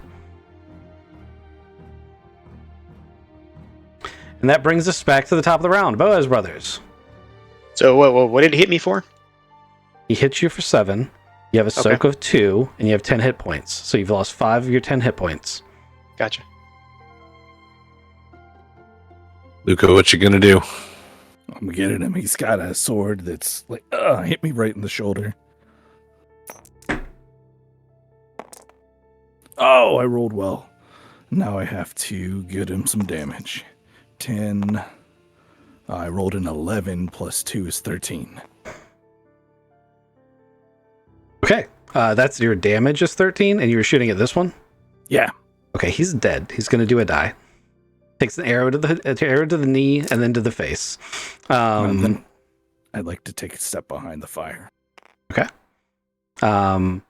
Taylor. Oh, I'm gonna try to cleave mine with the axe again. Oh, there it is. 11 to hit. So that 3 effect transfers over 19 damage. Yeah, completely unnecessary. He had 3 hit points left. He does a die. Critical hit. It just like pops up over my head. Yeah. It's like Yeah. super damage, and your knife goes all the way like through that little robotic character, and fake blood spurts everywhere. On your screen in the virtual world, he just explodes. Right. You can temporarily for like 2 seconds hear the crowd going wild at your thing, like it's like a special thing they do, so you can occasionally hear the crowd. Dopamine hit. Yep. That makes it Big Bad's turn. Let me just roll for him to decide whether or not he's going to stay here and crush Aiden or come after the obvious biggest threat, which is the guy who's been killing everybody. He thinks you're the biggest threat in the room, and he is going to come try to smash your face in. So I got aggro. You did. You're a successful tank. He rolls a 10. You cannot parry it. Would you like to dive for cover? Sorry, I shouldn't have told you what he rolled. But I didn't ask, so you get the option. Would you like to dive for cover? You will lose your next turn.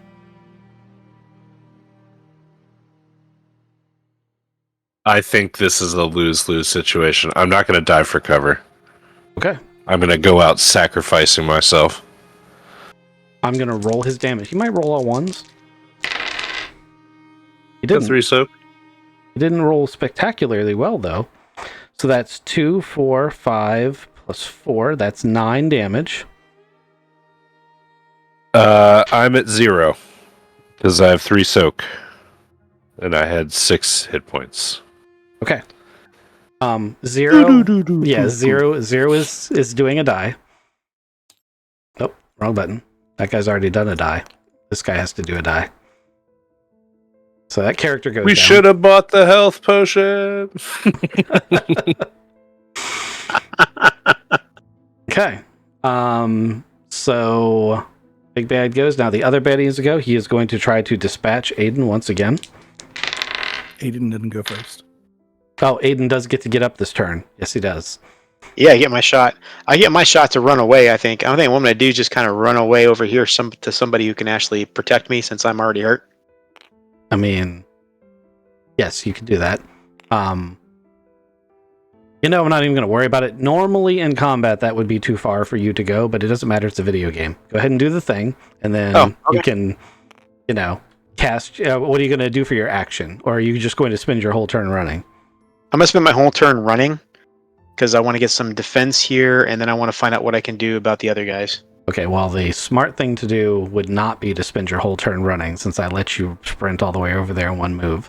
Smart thing to do would be to either find a way to attack or buff or heal. I don't know if Kizik's character's been hit, but I know you have been hit. So I will run and then heal. Let's put it that way. Let's do that. Heal yourself. It's also just 2 of you left against 2 of them. I got a 3. The Big Bad hasn't taken any damage as far as I can tell. No, he has not. Okay, so take your 5 and turn it into a 2. So you now have 8 hit points.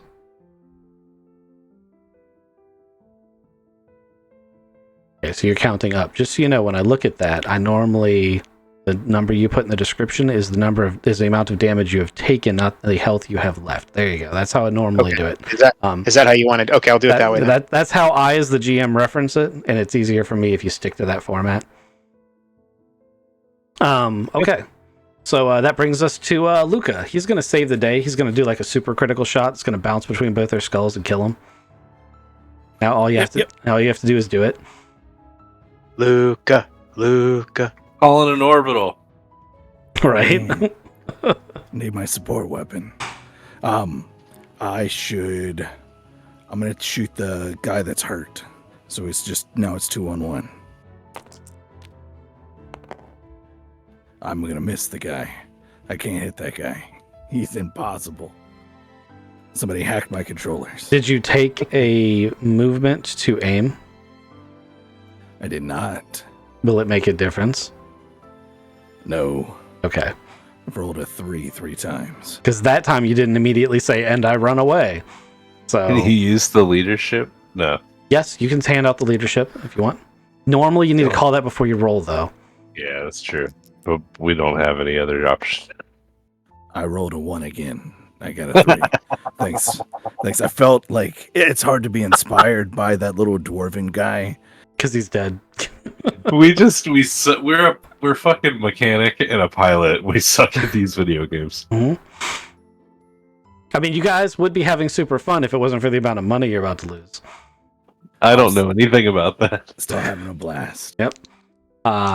Big Bad is going to go after O-Dubs. Stomp, stomp, stomp, stomp. And right through the fire. Yeah. Through the fire? Sure. You know what? I'm even going to make him take fire damage. Because it's the only damage he's taken so far. Fuck it. Okay. Would you like to... He's attacking you. Would you like to dive for cover or just try to hope he doesn't kill you? Or he misses. He could miss. Gosh. Well, if I dive, I lose my turn. You dive, you lose your turn. If he misses, you're okay. If he hits you... I'm dead. Yeah, he's almost certainly. Like, mathematically, you could live through it. But it's not likely. Nope, we're gonna dive. Okay. That means you lose your next turn. Yep. Okay, you're now prone on the ground.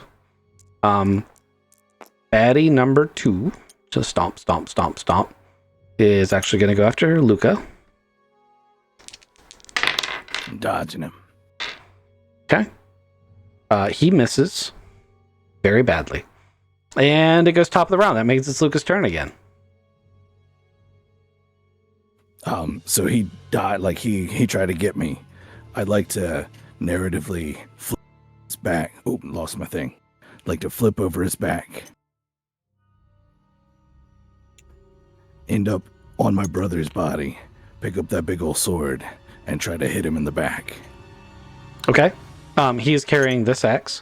It's a two-handed weapon. I somehow had it with a shield with the dwarf. Yeah. Yeah, he's real strong. That's exactly an 8. Okay, that's a hit. Do you roll your damage? It's quite a heavy weapon. It's also a video game, so you know. Special characters have special abilities. That's 16 damage. He's dead. He does a die. Actually, because I made him walk through the fire, that hit would have killed the Big Bad. So, Big Bad's turn. And, oh man, he has a choice to make. Incapacitated foe right in front of him, easy kill, or the one who just proved that he can kill other people. There is aggro. There is aggro. It's a video game, and the dice agree. So, he stomps his way over to Kizik. Sorry, Luca. I mean, anytime he touches axe, it's clearly... Yeah, the axe generates threat. So he's attacking you, Kizik. What would you like to do? I'm going to dodge him. All right. That brings him down to an 8 from a 10. Oh, that So was close. now we're going to roll his damage. I mean, your dodge is amazing. You should always use that. I definitely do. Okay. So 10, 16, 17 damage. Yeah, that's Oh my 10 more gosh. than I can handle. Womp, womp, womp. Boom. Okay. That brings us to top of the round, which means Big Bad goes again because Aiden dove for cover last time. So, we're just going to narratively say Aiden's getting his head smashed in, was incapacitated on the ground, and a big old game over thing starts floating in front of your eyes, and you can hear the crowd again, and there's a mixed reaction. Like, there's definitely some people cajoling. There's some people saying, you know, good try, blah, blah, blah, you know. Because as far as it goes, like, as the scoreboard comes up, your scores are a little above average. Like, you didn't do as bad as you thought you did. Most people die most people die sooner than that. There's this mentally handicapped guy in the back going, "You suck!" Yeah. But you did lose. So, that is a thing. Yep. Okay. Okay. Yeah. You guys got to play a Micro Hero game, and this is a game that on most really advanced worlds is a thing that you can do. You can also buy your own figurines and host your own games. How bad did we lose? Yeah, Well, I lost $3,000. well, yeah, everybody lost the rental fee, so everyone lost $3,000, and then because it had additional bets. Yeah, it just Luca's real quiet.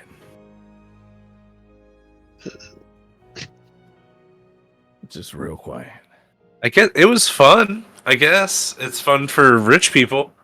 Everything in this plan is for rich people. Are we gonna have to go into slavery now to pay off our debts or get some fuel? I mean, technically, you should have paid your rental fee up front. So it was pay to play. They did talk about that earlier. So, all right. So, yeah, we'll take these and put on here. And you guys did fantastic. We used generic tools. That was fun. I had a good time. Yeah, well, I think it was amazing. Next time I'll pick a character with a weapon that I actually know how to use. Yeah, I would go for that too myself. Yeah, we should maybe look into getting more money together, and we could play some more. like on the ship. Oh, yeah, we can. Maybe do that. Yeah. I feel like as Luke is leaving, he's hearing several people say, oh man, if that team had gone after the mid-tier stuff instead of the long shot one, they'd be in the money and we could have betted on them and they could have been like, they're talking about like, basically if you hadn't gone for the long shot, how much in the profit you would have been right now.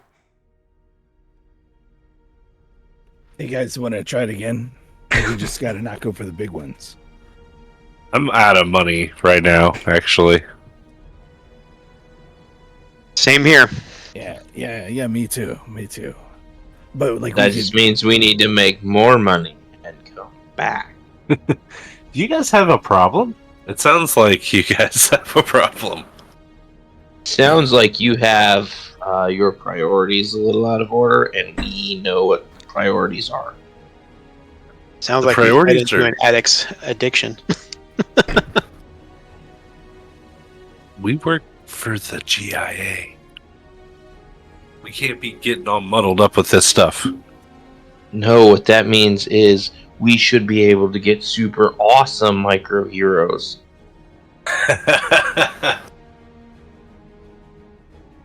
Yeah, we can trick them out next time. You guys think Junkrat can make us summon? Wait, you're a Ooh. mechanic. Can't you just like make micro robots? Are you looking at me? Hell no. No, I can't do that. You've Hey, got what that about- cool, like, replicator thing. Yeah, that's what I was gonna say. What about our fabricator or replicator thing? I was like, can't we just get like a pattern and start making our own?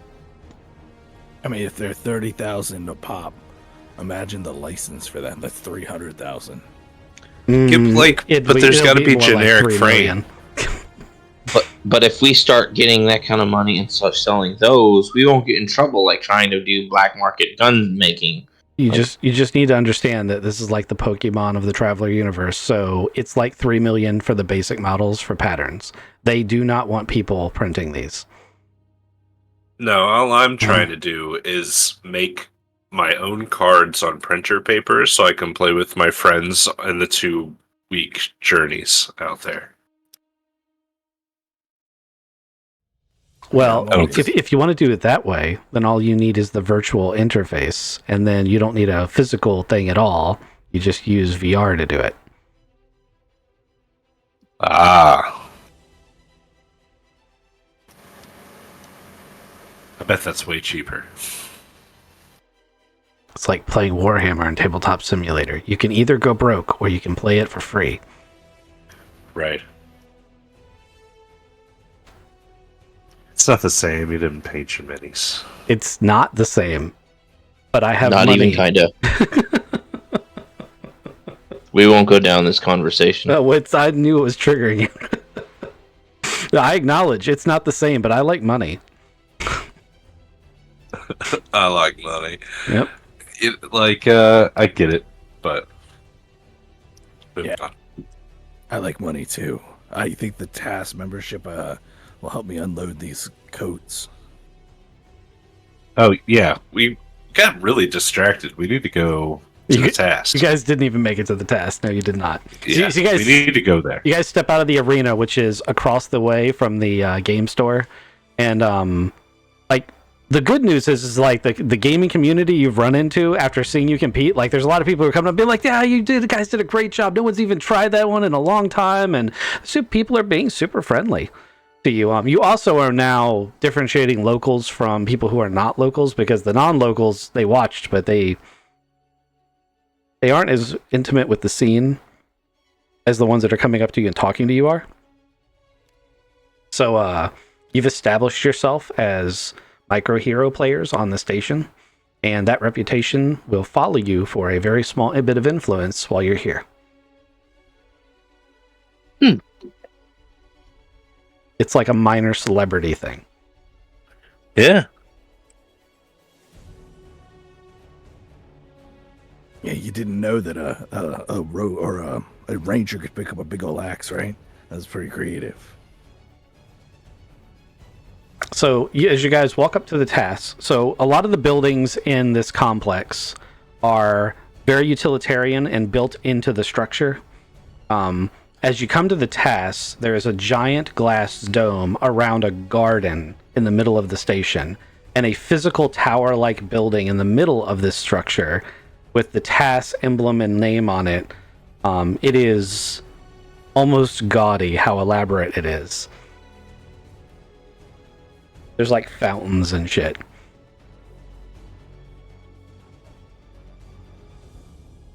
Well, let me in, brother. Like, they got good stuff in there. So I'm trying to find my card. So as you guys walk across it's basically like a fountain that makes a moat, and it does funnel you across bridges that it basically scans each of you, and it asks for Ronin and Ghost to authorize their guests. So each of you would pick a party member to be your guest. Taylor Boaz and Luca Boaz guest. Okay, so that means the captain is taking Aiden. Fact. Okay. Quick legality scrolls across the screen reminding you that the guests are your responsibility and that your membership can be suspended if they act incredibly inappropriately. Please, follow all the rules at all times and keep your guests with you. And then, the holographic thing parts and you guys walk the rest of the way across the bridge and into the main lobby of the TAS area. To the left, there is a business center area that has all sorts of kiosks and like a little coffee place, and there's a lot of people on tablets or at tables having conversations. That's where the job boards would be located, and you guys have been in TASs enough to know this. To the right is the outfitters, where basically they have vendors, merchants, get your stuff repaired at higher tech levels than normally is available, but on this world it would be the same tech level as everything else. And then there's a reception desk for the hostel. Basically, if you need a place to stay, you would go there, or if you need any other services provided by TAS.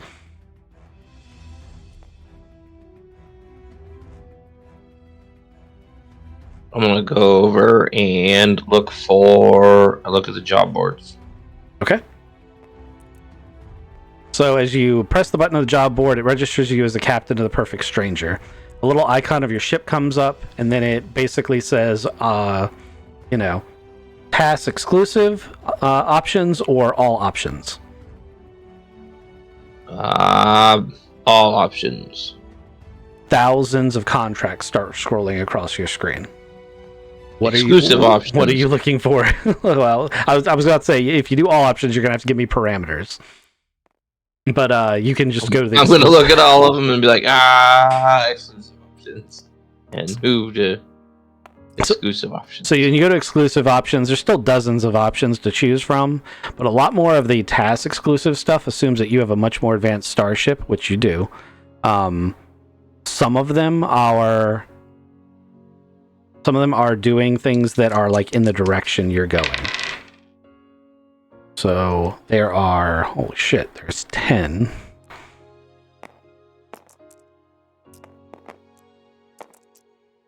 So there's 10 different contracts that would go in the direction you're going.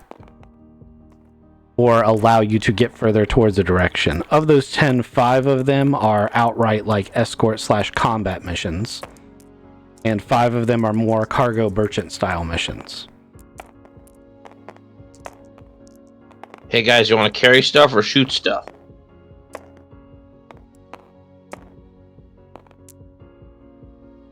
We're talking. What kind of money? I mean, what's the danger level here? Well, I'll narrow that down a little bit more when he gives me more information. But obviously, the escort missions imply combat. We are armed now. That's a big thing around here. Let's do it. I'm gonna take a look at these combat missions and see how much they pay. Okay. So there are 4 missions that are basically you travel with the convoy, payment on delivery.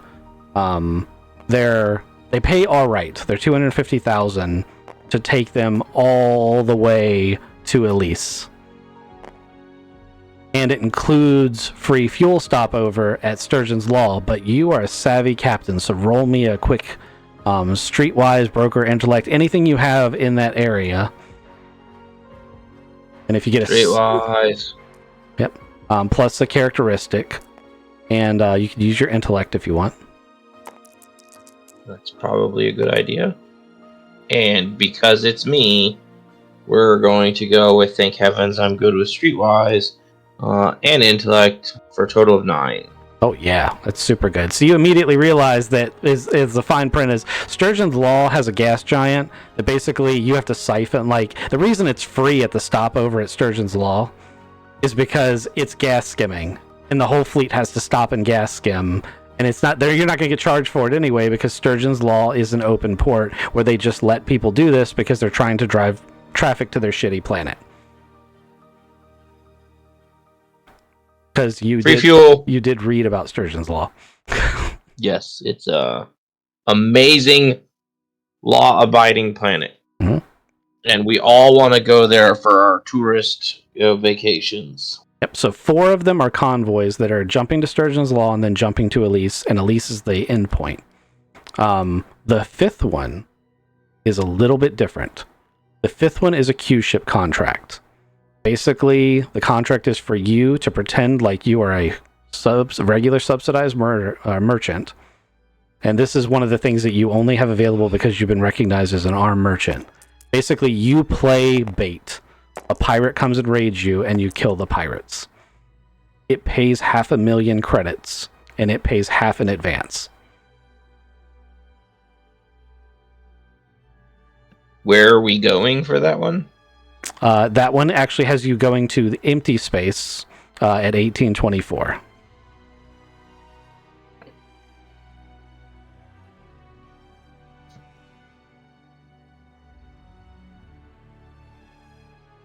I'm gonna describe it to. Do we have comms with everybody, including those people back at the ship? Yeah, you have cell phones and stuff. You could easily set up a Discord call or something if you wanted. Also, you could take this information with you, like on a tablet, and then try to respond to it later. As long as no one else has accepted the mission before you, it'll be available. Yeah, I'm gonna take this down and we'll go back and talk out the options. I'm gonna look at the options for the transporting ones as well, just so that I have that information. As you're flipping through those, a young lady walks up and just hands you and Aiden coffees. Oh, well, thank you, ma'am. Thank you very much. She says you're welcome and walks back off.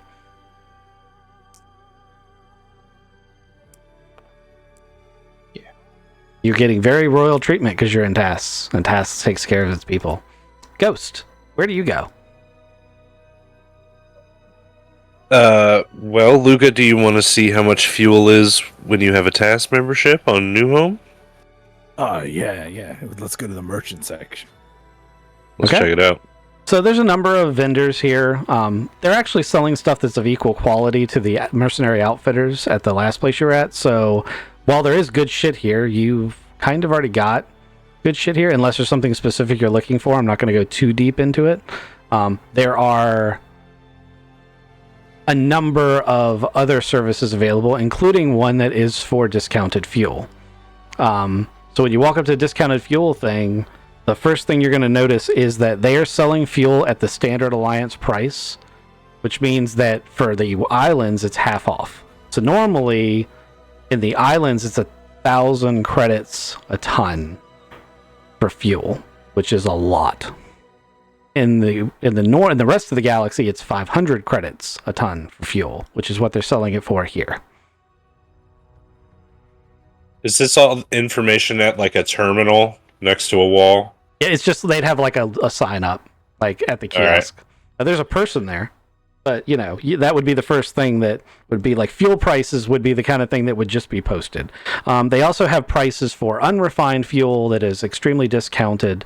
They have like a number of different types of fuels also listed. I mean, the type of fuel you use is the standard liquid hydrogen. So like that's the main thing. That's the thing that's always in big numbers, but there's also little numbers for different kinds of things you can use. If you want to know any specifics about them, I can tell you a couple of them, but it's unlikely you're going to want to deal with any of them.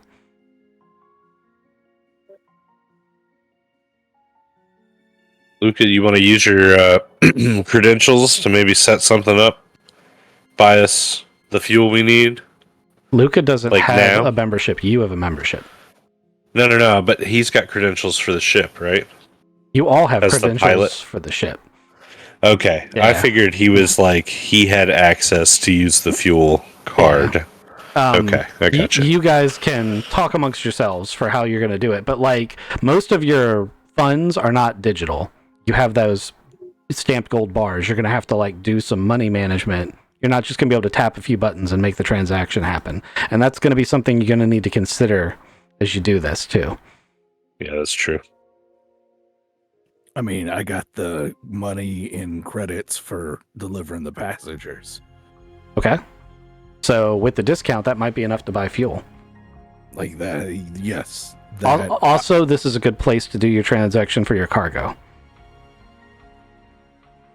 yeah, just oh man, does having a task membership give me access to a local person, or I gotta roll my broker? Yes, one of the benefits of having a task membership is you get a level 2 broker, so a 2 in broker for the skill, automatically for free as a task member.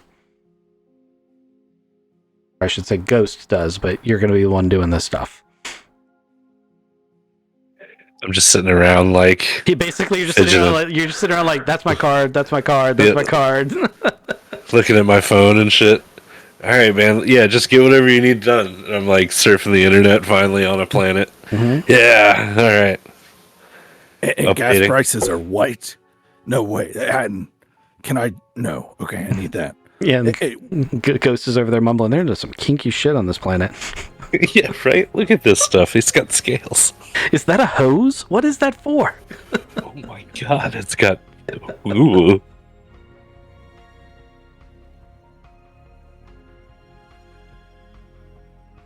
You got the math, right, Luca? Yeah, sorry. I'm just making it look good. I'm going to take a quick bio break and be right back. Be careful.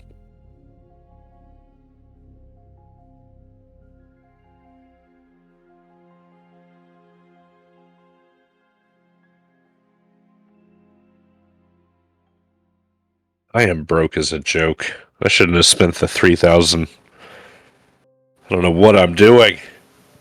I just helped you Talked guys into out. it. Ugh. You talked me into it, convinced me this was a good idea. I just said it was an option. And it's meta, like, I don't even know you've spent this money. Ugh. I'm gonna be so mad. Don't let me find out, bro. Yeah, don't let me find out, brah. We filled up this ship. I'm about to sell a bunch of coats, and we're gonna have space. Like, we're pretty good. It's true. Okay, we're good.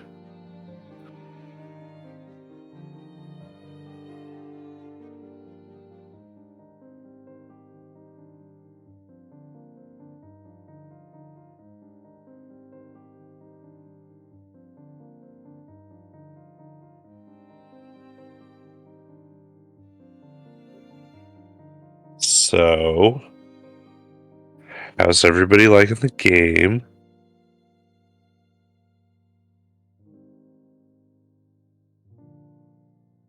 Sorry, I have to pull up one very specific thing and then roll 3D to see how much money I made. Oh, gotcha. Did everybody else leave?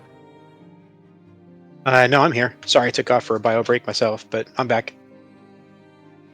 Want to hear a cool story? Always. I put an ad out on Indeed for project manager, and it was applied to. I download the resume, take a look at it. It's a ex-state senator. I'll stay vague, but I called him and was like, "Hey, this is what we do. This is what you'd be doing. Do you want to come and check us out?" And he's like, "I don't think that's what I should be doing." It's like, "Well, cool. Thanks for talking to me." And we hung up, and I was like, I have no idea why that came through on Indeed or why he would have applied. Like, he was a state senator, a couple years ago.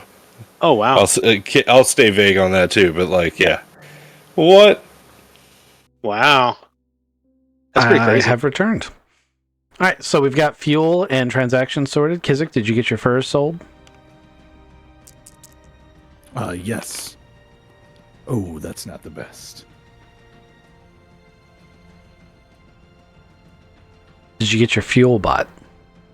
I need to reduce the things from there, but yes, we've got enough fuel to fill up the 2 that we just used to get here.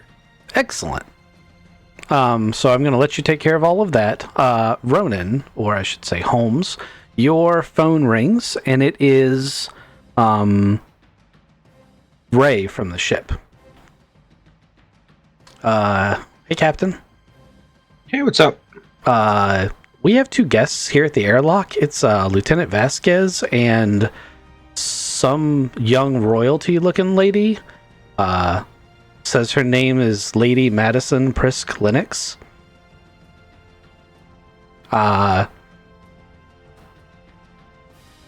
It's I would be much more comfortable if you were here taking care of this. I will be there shortly. Okay. Thank you. And he hangs up the phone. All right. I'm gonna take my information for our jobs, and I'm gonna let as we know, hey guys, we got something going down at the ship. I'm heading back to take care of it, and we can discuss what jobs we're gonna take when we get there. And then I'm gonna head back to the ship.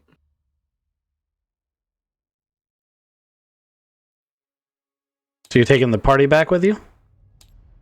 I am informing the party that I am going back, and they can come back if they want. Yeah, if it's on your dime, I'll ride back with you. I mean, it's walking. It's a space station. It's a space station. Yeah. There's the closest thing you have to a taxi is like a turbo lift.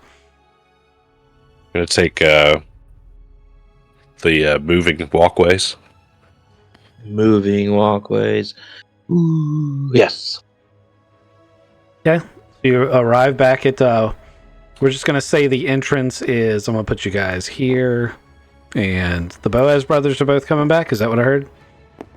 Yep. Yeah. I'm gonna hang out with my dog. What is Aiden doing?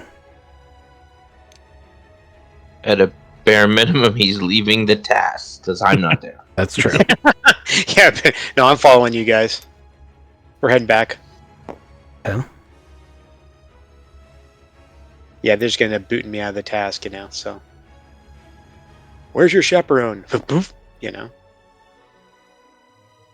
Give me a moment. I believe that we've used Lieutenant Vasquez enough that she needs art.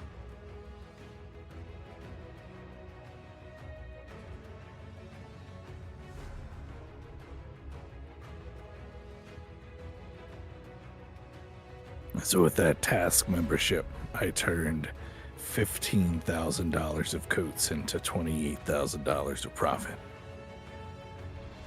You know what that sounds like? Oh, sorry, not of profit, but of I guess profited 13,000. But I put that all back into fuel. Wow. But I'd say it sounds like a whole lot of those little heroes. No, that's one micro hero. That's then I mean, ours it's- we keep on the ship. Mm, Or that's another run. yeah. I say we do that again before we leave. Well, we gotta see who this Duchess is on our ship. Hopefully it's not a Duchess. I didn't say she was a Duchess. No Duchess. Next time we play, everybody should grab that great axe. You know? It's fucking cleaving the things. You can double up on character types. And one of the things that you would see on this planet's version of Reddit would be all of the like different metas on the strategy for doing things. And one of them is, well, you should have like 2 healers and 2 tanks and just go through it like that. And another one's like, no, then you don't have enough firepower, and like they all go back and forth. 4 tanks. Why 4? Why don't we bring a whole squad? Like 9. We get everybody in on it. Oh man, 9 times 3,000, 27,000 just to rent. GG can come, you know. Ray, he would love to play. But they do have a limit on how many people you can bring. Okay. But it's not that low. It's like 8, but also the difficulty scales. So, like, because the math of the hit points you were going up against were based on your hit points. Oof. Oh, that's what I was doing. I was giving her a name. Lieutenant Vasquez. I probably spelled that wrong, didn't I? Who knows how to spell this? Is it spelled wrong? Quez. Quez. I was close. Yeah. I was real close.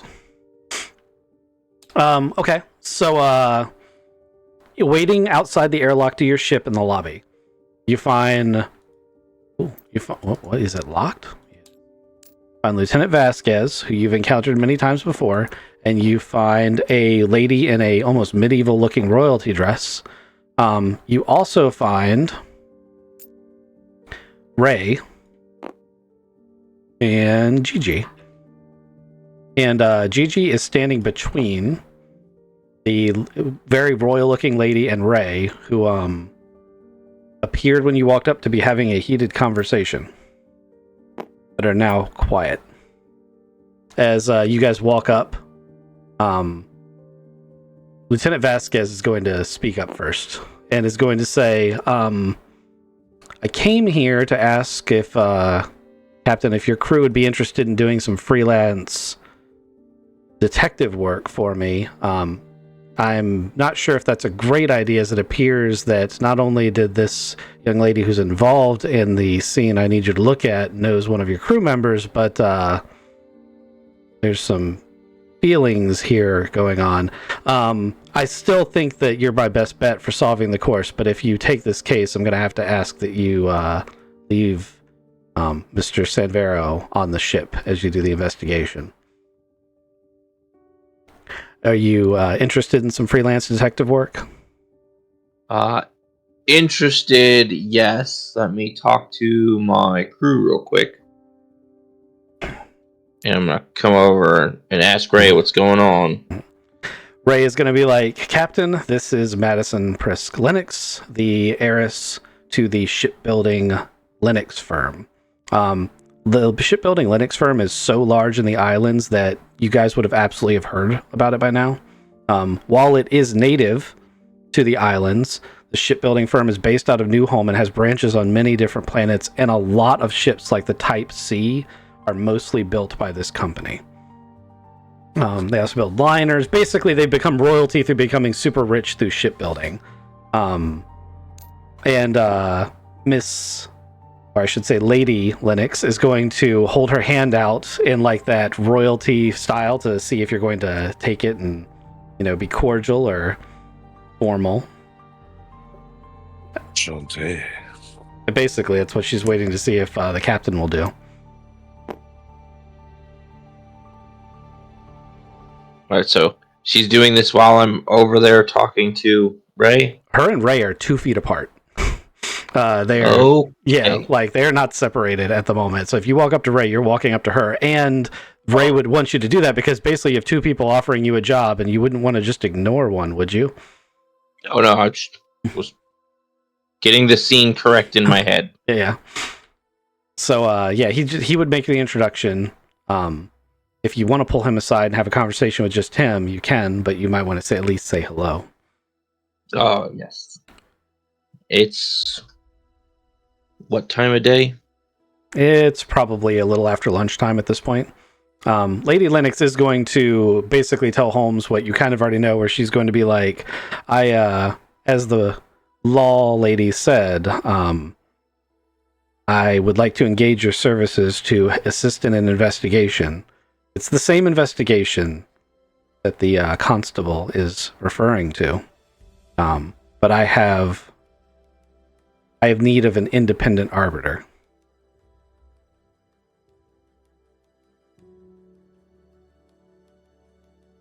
First off, it's a pleasure to meet you, ma'am. And I'm definitely interested in doing this for you, but I want to make sure that my crew is completely available to give you the best service that we can provide. I understand, and I know that this is probably awkward for Ray. To be clear, our past differences have no bearing on whether or not I don't have any objections to him helping with the investigation. What's in the past happened in the past.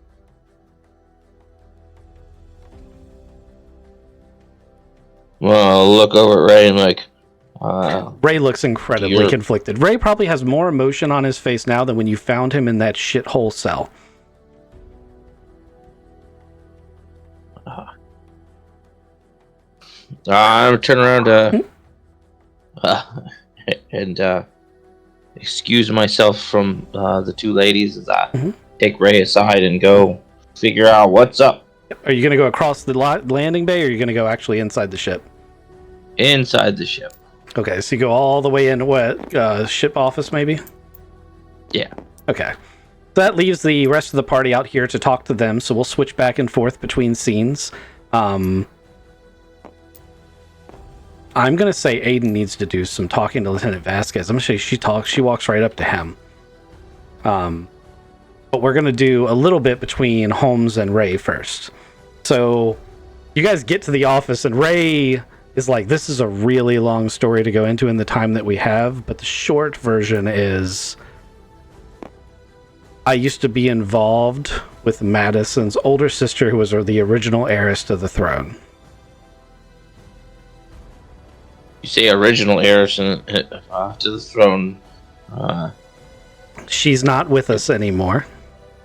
And at the time that her and I had something going on, she was married to someone else. Things were very messy. Ray, you dog. Things were very, very messy. And I shoulder some blame for what happened. Okay. We may get into that later, but for now, as you said, that was a long story.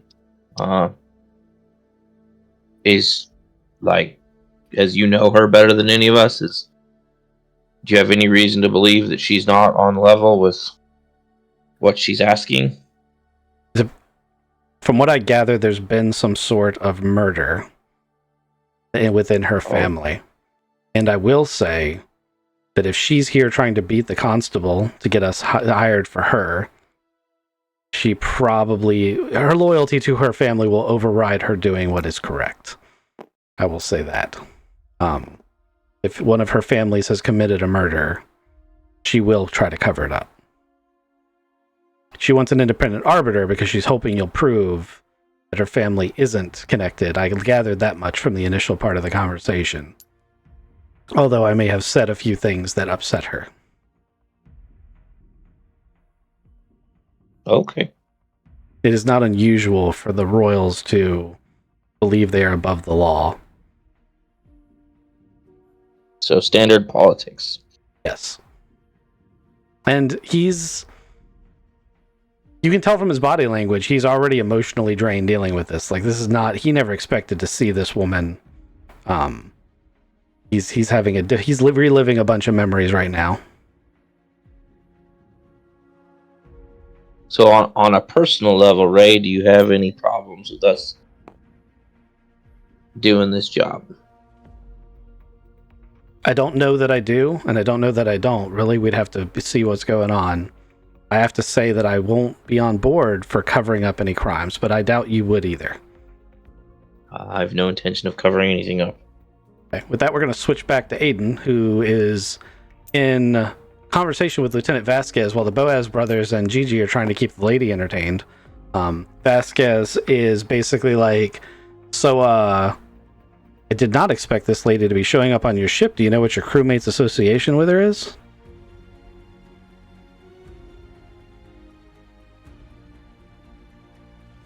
Dubs, this is your cue. Oh, sorry. I thought you mentioned the Boaz brothers. Sorry. Go ahead and repeat the question. I apologize. You're fired. So she says, I didn't know that your crew member was associated with Lady Lennox. Do you know anything about his association with her? As far as the intimate details of their relationship, I do not have all of the details. I am actually just learning that along with you right now as well. So, I mainly picked you guys because I know that you did the right thing with the pirate scenario. I don't know how much law enforcement or investigative skills you guys have on your crew. I just needed someone who I knew couldn't possibly be involved, and the murder happened before you guys departed your ship this morning, so I can account for you, and I know that you're in good standing. But if you guys don't want to do this, or if you don't think you have the skills, I'm not going to be offended or anything. I'm hoping that we can get you guys to come on board. I also don't know what kind of fees you guys normally charge for this. You have any idea how much this kind of investigation would cost? I am not actually sure. Not a lot of the fees and stuff like that. We kind of leave that to the captain. But as far as skills are concerned, I know the crew is very capable, and we definitely don't have any alliances or allegiances that might actually come in conflict here. So I think we're on a pretty good level ground. Well, that's excellent to hear. I was very concerned when I saw the argument between Mr. Sambero and the lady. Yeah, that's really reassuring. And with that, we're going to skip back to Holmes and Ray.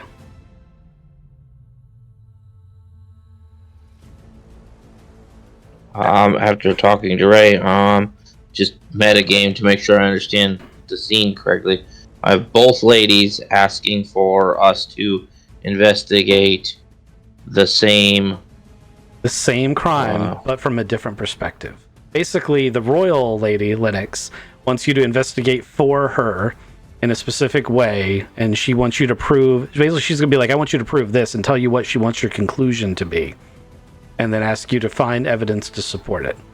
And that's what Ray's kind of hinted at her doing. Lieutenant Vasquez is a law enforcement officer and wants to deputize you and then pay you.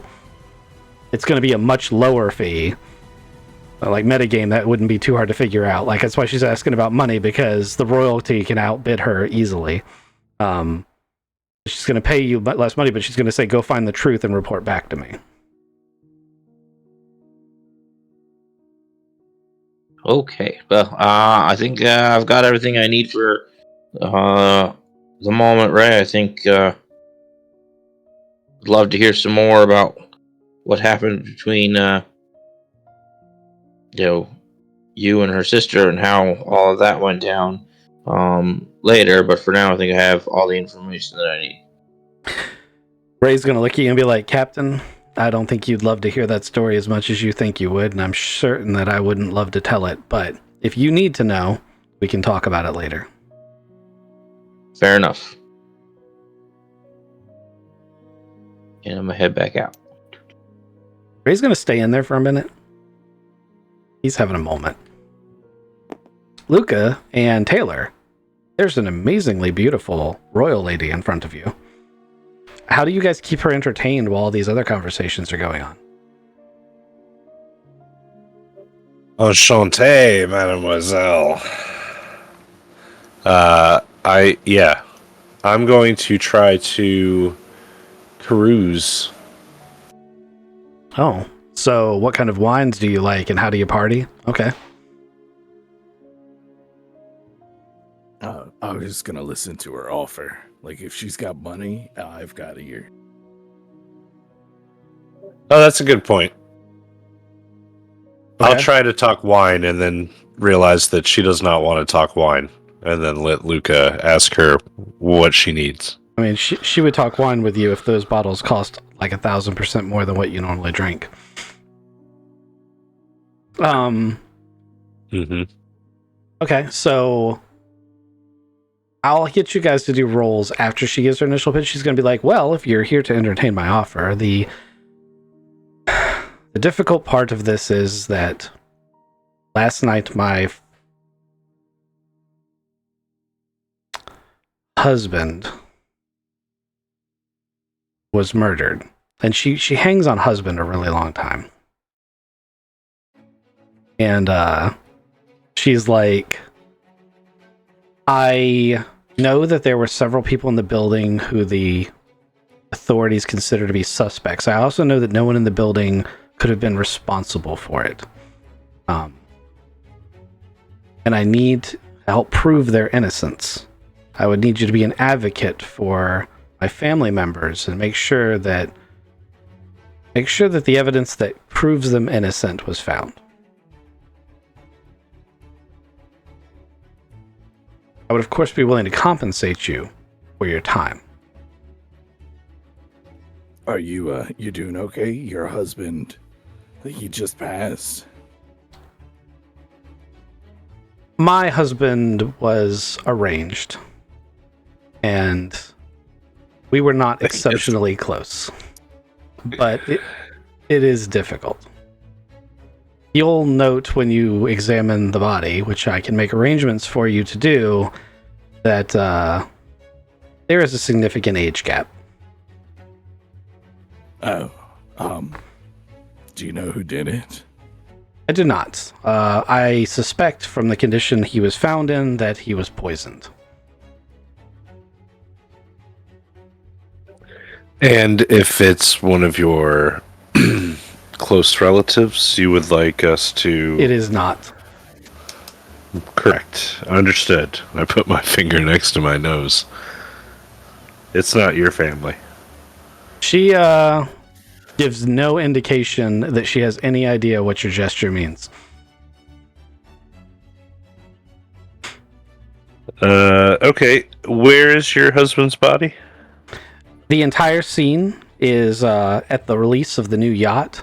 There is a dry dock with luxury accommodations. The entire scene has been sealed. And we will need to travel there via shuttle, which I have arranged to have pick us all up if you are willing to accept my contract. I can't accept it without talking to the captain. Or knowing how much it pays. I side-eye Luca. Gigi's here gauging stuff. I want to kind of get her gauged too. She's okay with Madison, or does she think Madison's full of shit? So you're going to have to pull her aside and ask her. I don't know that you guys have a strong enough link that you can ask her subliminally. Okay. But you can like wave her over to a corner if you want. Especially since Holmes should at this point have been coming back out of the ship.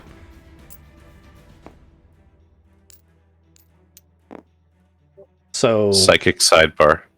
Yeah. Gigi's going to be like, I can't tell. Like, that worries me. Not without being very invasive. And she'll know. Oh. Okay. Thanks, Gigi.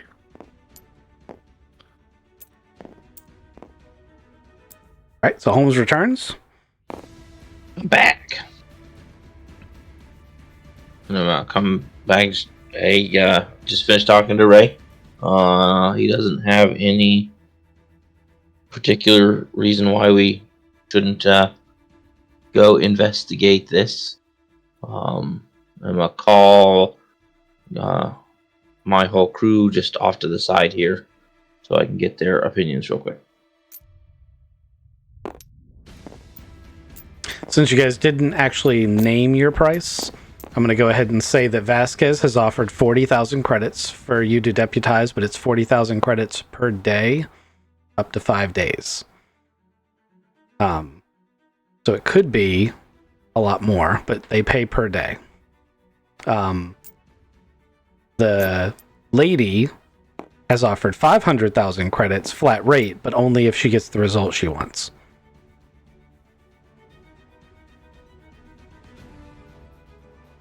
So what does everybody think?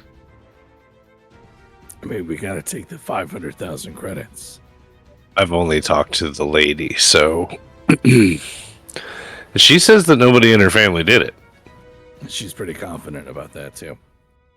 I'm already a spy. I have marginal, like, I am a goody two shoes though.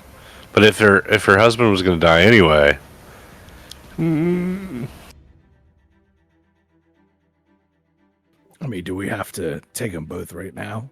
Or can we be deputized, try to find the things, and when, because we're pretty sure none of her family did it anyway, we just figure. So you're saying like we do a double cross on Lieutenant Vasquez?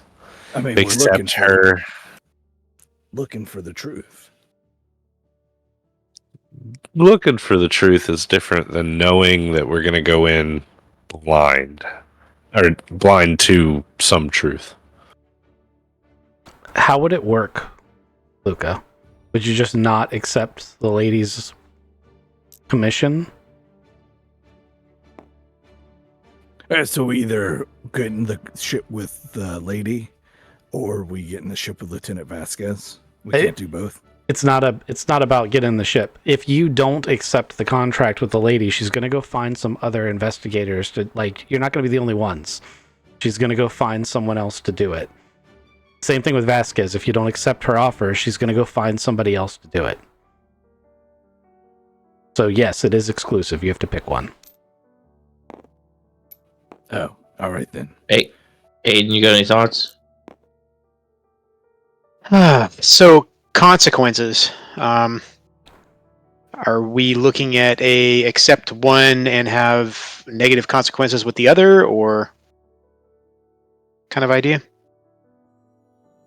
I don't think you'll have negative consequences because we just didn't accept it. The negative consequences are going to come when we go and investigate and potentially find information supporting or not supporting the other one. And then, of course, that's based on how sure that a family member was not involved. Well, maybe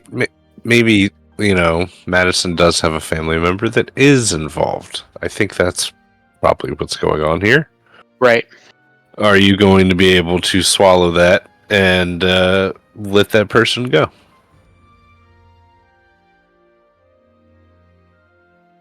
For $500,000. Oh, for 500,000? Oh, we might be able to look the other way. But So it kind of depends there's on I would think it kind of depends on the situation, right? It's kind of difficult to say that we would just blindly look away versus, blindly do something without actually knowing all the circumstances to what actually happened and how it went down. Yep, that is risk, and we're going to have to make that decision now without knowing.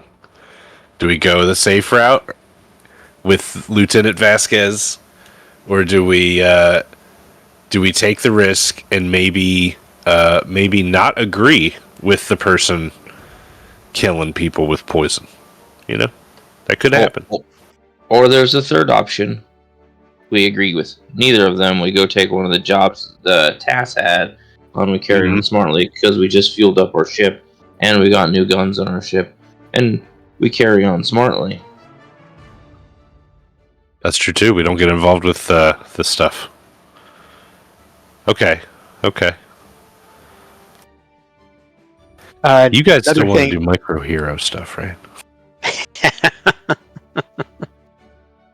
Another option. I mean, we could go with the risk, but I mean, it could be one of those things that we don't necessarily have to look the other way, but we don't exactly have to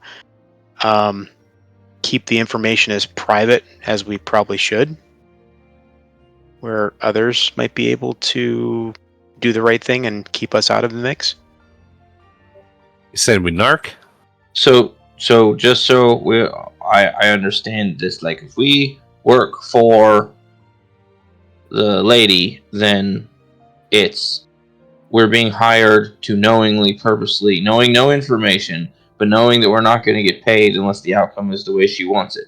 Like it's not a, hey, we go find it out and then the real information we secretly pass and she doesn't know. Like if her family does not get cleared of it, we do not get paid. That is my Correct. understanding.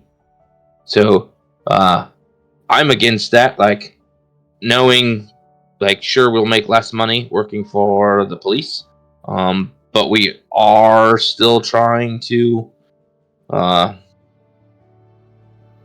have another actual real mission that we're on, with some side, micro heroes playing on the way. But I tend to want to find the truth, not be told what I'm supposed to find. I do like the idea of the guaranteed paycheck too. I don't like the chance that we might not be able to get paid if the outcome doesn't turn out to their favor. All right, let's work with Lieutenant Vasquez. I'm gonna look at Gigi, and because she's standing here too, and ask her for her opinion. I don't have any special insight into which of them is thinking specific things, but from a moral perspective, I would rather help the police officer.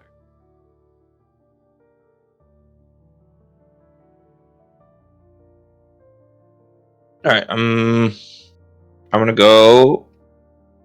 Yeah. All right, I think unless anybody's got some compelling reason not to, I intend on accepting Lieutenant Vasquez's offer. No, I agree. Let's do it. Agreed. Taylor just looks slowly at the grounds. He's not going to argue, just, that's a lot of money. A lot of It is micro money. heroes.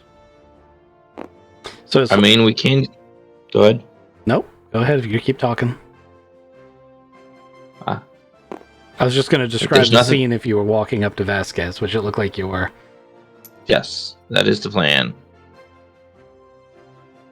If you are, Um, it's going to be, Vasquez is going to actually, as you walk up to her, she's going to be like, I really didn't think that you guys were going to choose to work for me. But I'm really glad that you did. And I got to say, I respect that because there's no way I can afford to outbid a Harris. So, are you guys going to accept this? Are you ready to head out? And who are you bringing? How many people can I bring? I have room for 20 people on my shuttle, so I could bring your Oh, whole wow. crew. Yeah. I could bring your whole crew if you wanted, but I doubt you want to do that. And truthfully, I was serious about not bringing Mr. Samaro. I gather he has a personal history with the family, and I believe that will be disruptive. He does have a personal history with the family, and more than likely he will be staying back at the ship.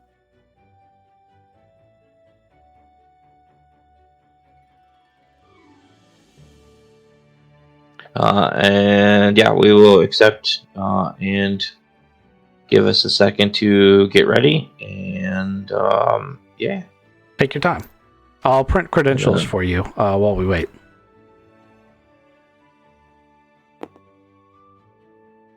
So who you taking, Captain?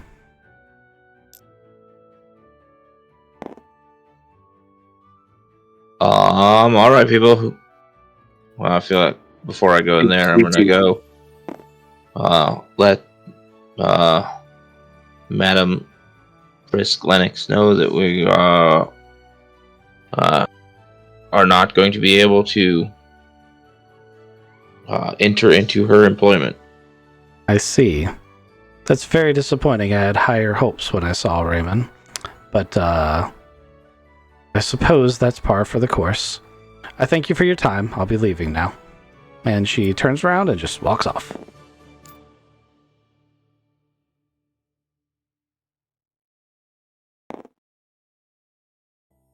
I apologize. I have to step away real quick. Who? Everybody talk about who's getting ready to go do the mission thingy. I'll be right back.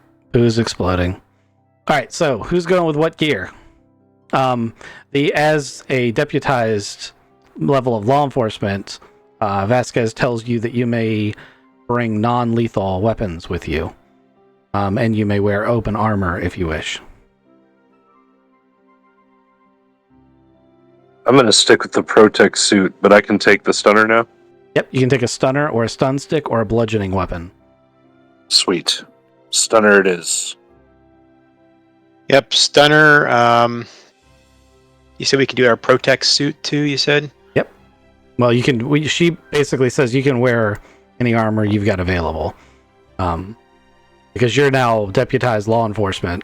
That's one of the advantages of working for the police officer. I probably should have mentioned earlier is you can bring a lot of gear now. Those are good perks. I like those perks. Yeah, so Physically, I got some brass knuckles. Are you guys planning on bringing Gigi? I would like to bring Gigi. Okay. Just so you are aware, Gigi's going to have pulled you guys aside and had a group conversation where she's going to basically be like, just so you know, someone who develops their abilities like I do can't just use them at will. It just happens sometimes. So understand that you're not going to be able to just say, go do a thing and guarantee that I'm going to be able to do it. I get that. I mean, do you want to go? She, let me roll. I think so. Ooh, nope, no, she doesn't. I lied. She's like, I'm not really comfortable with the scene of a dead person. Can you stay with Welly then? And, like, treat him right? She's like, the dog? Yeah, absolutely. The billboard gave me new food. Here. You feed him this. Apparently it's good for him. Oh, yeah, he was having space sickness issues. Yeah, I thought it was another Gary worm, but it wasn't. It was dog worms. We don't need to talk about that.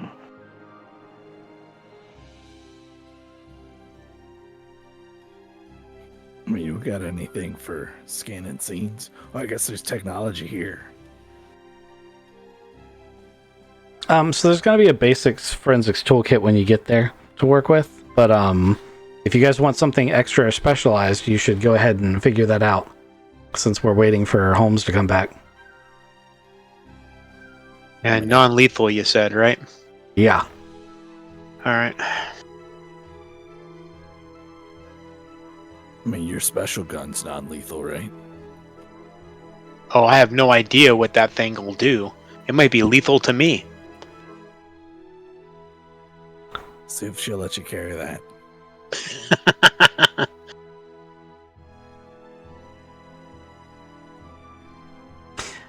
I think Aiden had the right idea earlier with that of consequences. Like, he could probably get away with taking it with him, but if he had to use it and it exploded somebody, that would be really hard to explain. That would be a violation of the lieutenant's trust. And she might roll her eyes at me if it blows confetti. She might.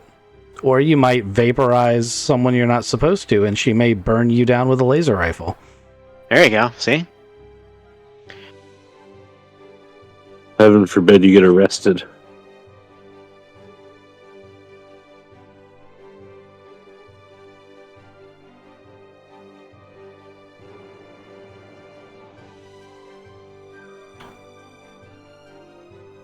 All right. Well, We talking about specific tech levels also, or just, you know?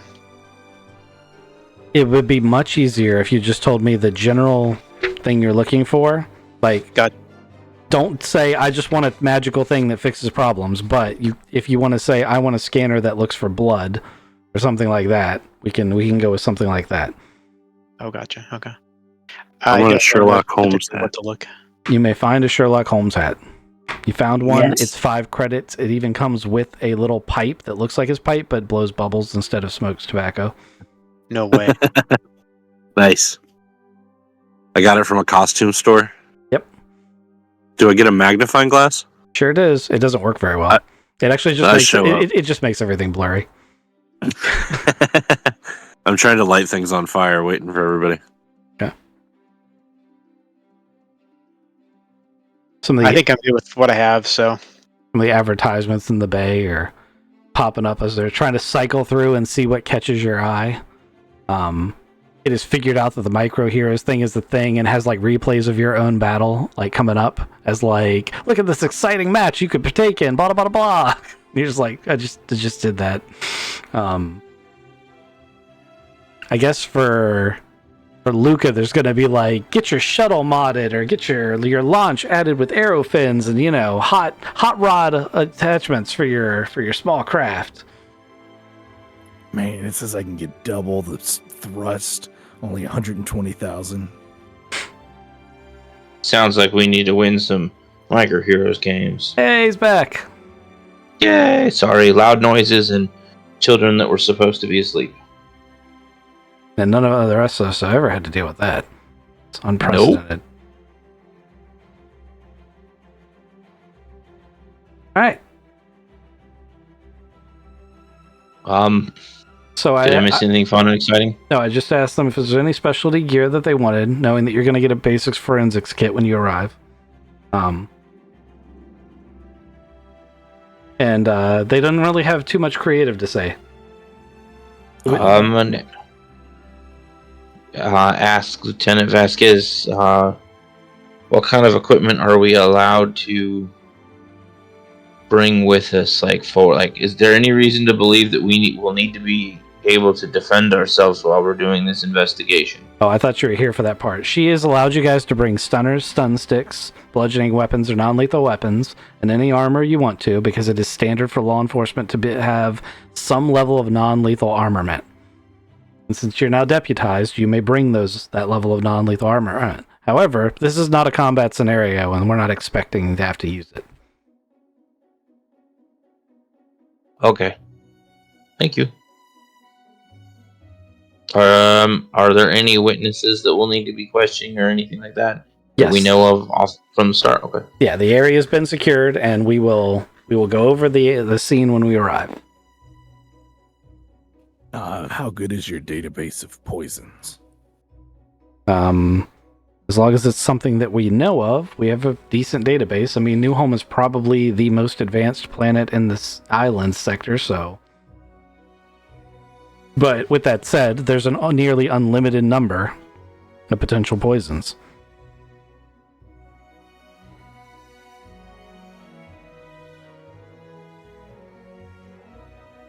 Next questions. Are we departing? Are we good? I'm gonna ask Gigi if she wants to come along. They had that conversation too. The answer was no. Okay. Sounds like it's 4 of us. Let's do this. Yeah. I'm good to go. I put my knife back because I'm assuming we can't have a knife, so... No, if Gigi had come, we were going to negotiate for her to bring her side dagger, but... Oh, we're missing some cards here. I don't know what they are. That's going to be fun later. Okay, so basically we're just going to go to the blank board again.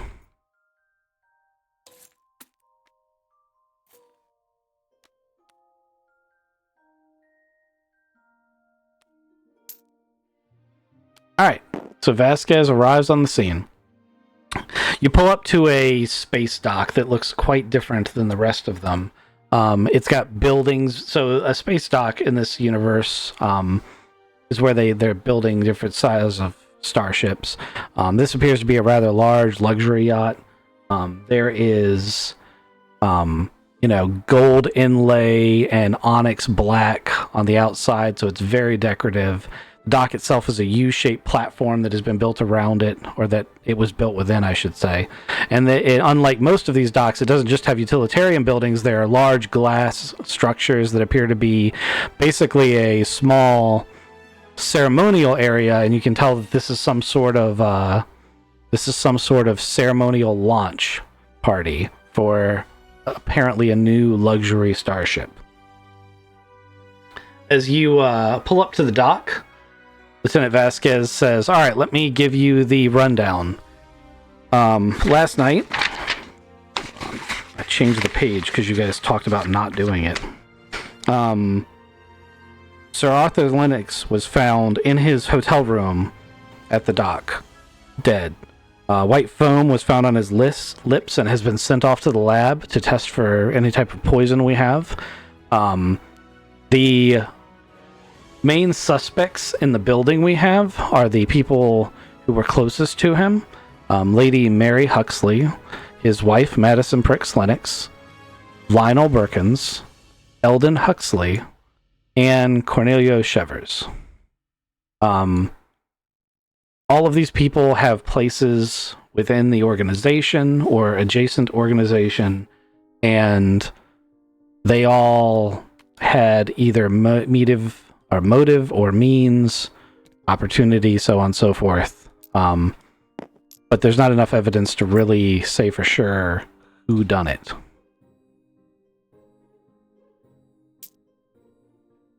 Sorry, you said Mary, Madison, Lionel, Cornelio, and then there was one other one? Here's your main characters right here. She's going to say, I've confined each person to their quarters, and I have my security staff securing the building. We also will allow you to, interrogate anyone who was within the building at the time. So if you want to talk to the service staff, you may. There are about 100 guests who were due to arrive today for the launch of the ship, who are not yet here, and we have turned them away.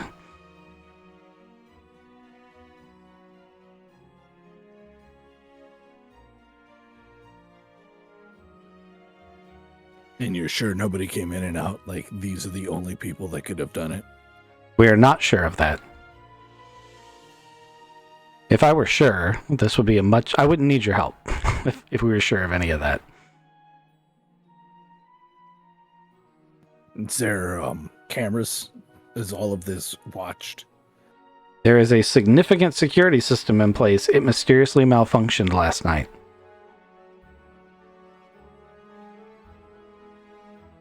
We're gonna have to check that out.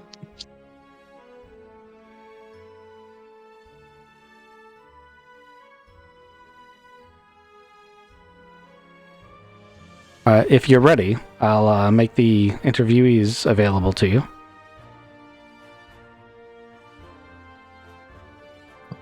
Before we interview the witnesses / suspects, you guys want to take a look at the security system and see what you guys can analyze from that on like how it was malfunctioned or how it was sabotaged or if it was sabotaged, and we can take a look at the scene and everything before we go interview people. I think that's a good idea. Get the physical evidence done first. Okay. So Vasquez is like, we can start either place. Obviously, my people have already been over both of these scenes, but I'll gladly take any extra help we can get. Which one would you like to start with? Let's start with the scene. Okay. She walks you down a grand hall. Red carpets, gold chandeliers, large decorative and ornate doors to individual quarters down each side, and it's about a football field long. It's huge. She gets to the end of it at a grand set of doors that are obvious. They have the Lennox family crest on them. These are obviously the private quarters of, Sir Arthur Lennox when he's here. And she opens them, and there's an immediate, almost reception style area with large chandelier and sitting chairs and such like that. And on the floor next to a table is Sir Arthur Lennox, laying dead, white foam from his lips. There's several evidence tags all over the room. Evidence of a forensics team coming through are pretty obvious. So there's forensics tags, and there's all sorts of, there's police do not cross tape across the door, but it's holographic, so you can just walk through it. Lieutenant Vasquez would hand you a tablet that basically says, this is what we found so far. The substance on his lips has been sent out for testing, and we don't know what it is yet. An external non-invasive scan of Sir Arthur Lennox proves that he died of organ failure sometime late last night. Probably around midnight, but not guaranteed to be on the dot. He appears to have consumed whatever it was that killed him, because we couldn't find any injection marks or anything of that nature. Access to and from the room was only monitored by a physical lock and key and security cameras, which, as you know, have gone offline.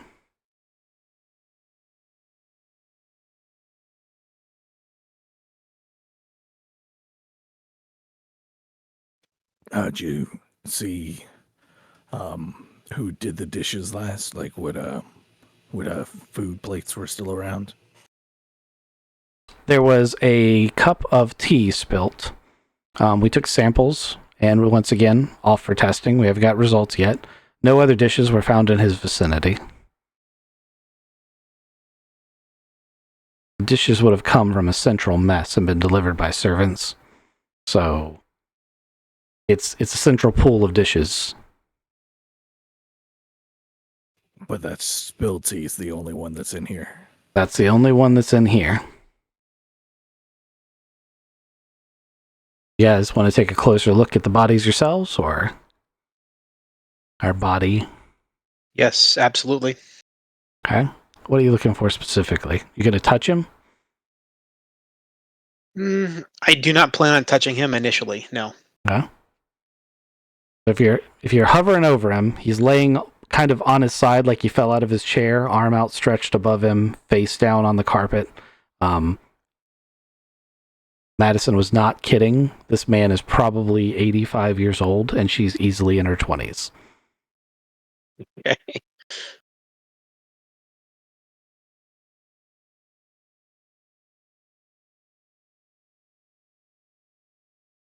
What do you see, Aiden? So it looks like he just kind of fell out of his chair, landed on his side, arm above his head, and trying to see if there's anything else. Do I notice are there any weird smells? Okay, go ahead, give me an investigations roll, and let's just see how good Aiden is at this. That is your... I'll let you use intellect or education. Copy. And then your investigation skill.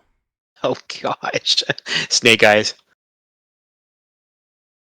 Yeah, somebody farted. Yeah, for real. Okay. You just smelling that old man. Yeah, just sniffing an old dude, you know. We evacuated his bowels when he died. That might be what I'm smelling. I don't know. Gross. What's he wearing? So that is a interesting thing. Even though he died late at night, he's in his full formal attire.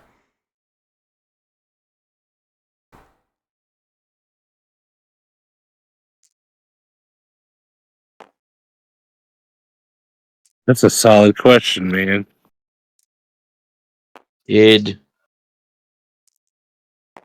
Lieutenant Vasquez is still with us, correct? Yes, Lieutenant Vasquez is standing at the door. She's going to be making various resources available to you. Although she seems interested in expediting, like as you've gone through, she wants you to resolve this relatively quickly. I mean, we get paid by the day, so I'd want us to finish it quickly too. If you want to read her, no, I won't even make you roll for it. It's not about the money. She wants to get this out of the way because it's a political powder keg. Oh yeah. Do we know what his schedule was from yesterday?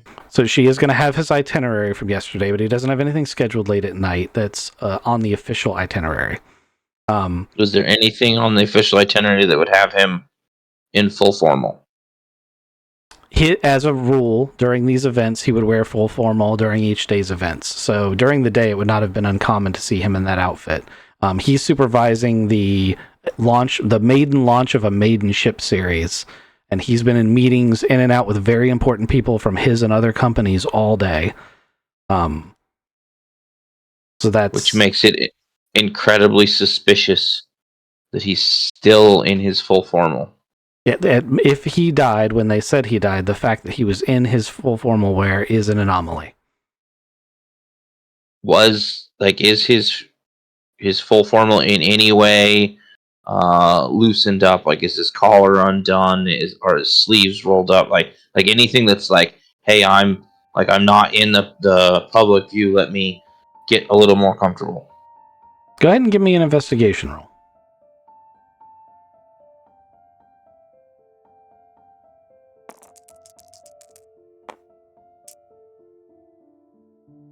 Nine.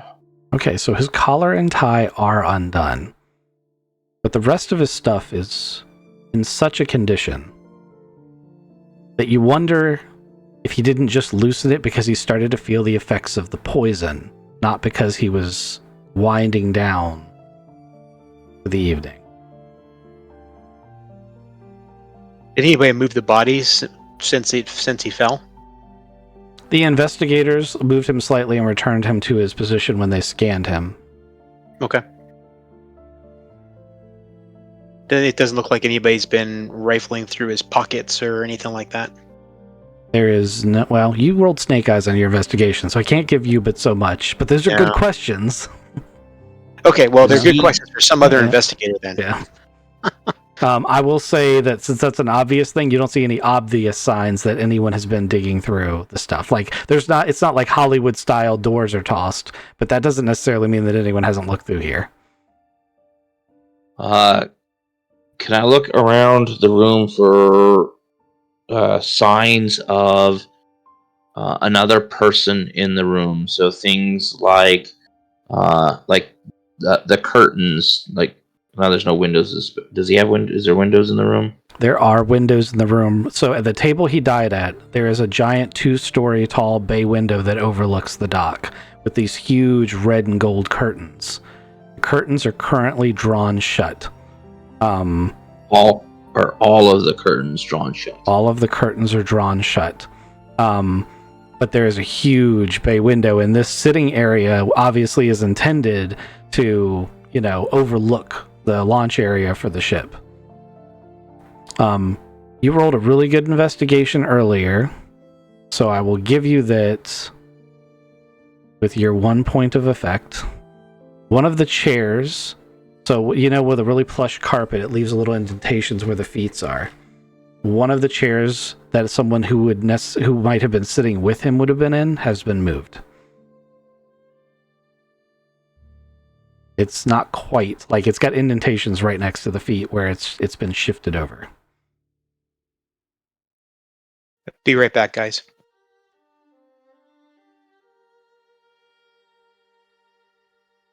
What are the Boaz brothers doing here? Are they just like, man, this is a crime scene? Did Sir Arthur have anything in his calendar that met with Lionel, Cornelio, or Eldon? He met with all of them yesterday. Yeah, he met with all of them yesterday. For hours at a time, or like 15 minutes? A combination of the two. Is very hectic. You'll gather a little bit of information if you want to roll like either a computers or an investigation roll or anything. You can gather a little bit of additional information. I want to know, like, who did he meet with the most? Specifically what I was going to give you were a little bit of job titles, and some meeting titles would give you some information. Hell yeah, I'll take that. I'm going to use these dice. Oh, that was bad. My dice was 4, my computers is 0, my intellect is 2, so 6. So that's not going to be enough to get a lot of information. But I'll give you one little tidbit. Eldon Huxley and Lady Mary Huxley come from a liner company that buys liners from Linux shipbuilders. They're not actually part of the company. They're a sort of merged company. And they've recently unmerged, basically. So those two come from a different company, but they're heavily entwined with this one.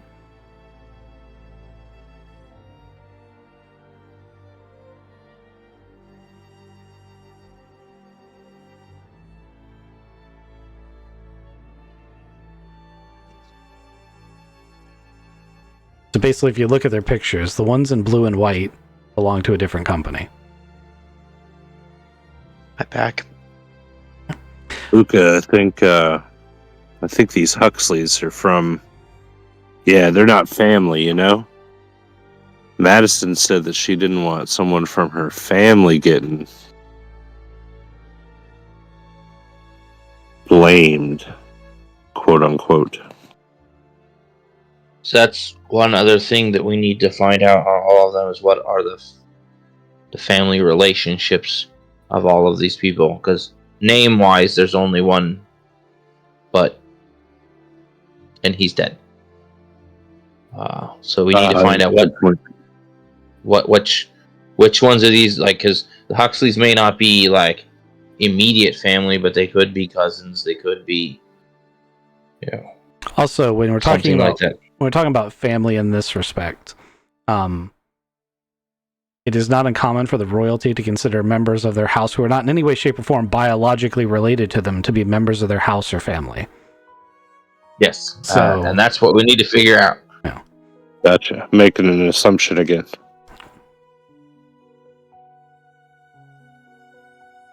So, I do that. I was about to say, Lucas, it's his turn to do the thing. Yeah, I want to like go through family tree. I want to learn about why Madison married Linux. How long ago was that? Is this a new thing? I want to know like just the general family makeup. Who's in charge? Okay.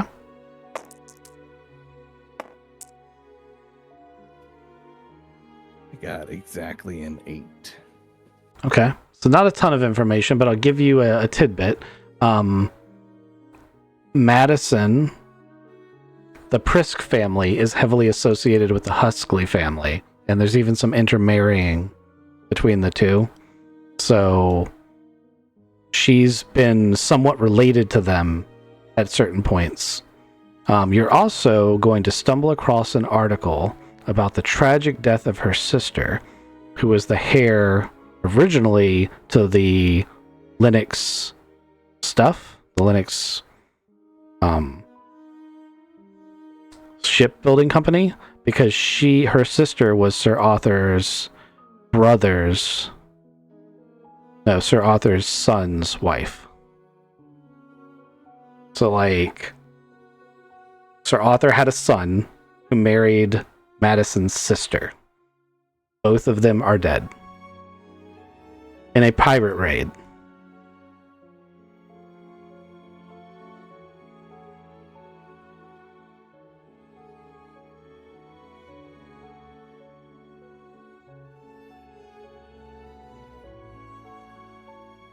Let's see. I think that brings us back to Ronan. We're not really Sorry going. for any stuff. We're not really going in order here. No worries. His quarters.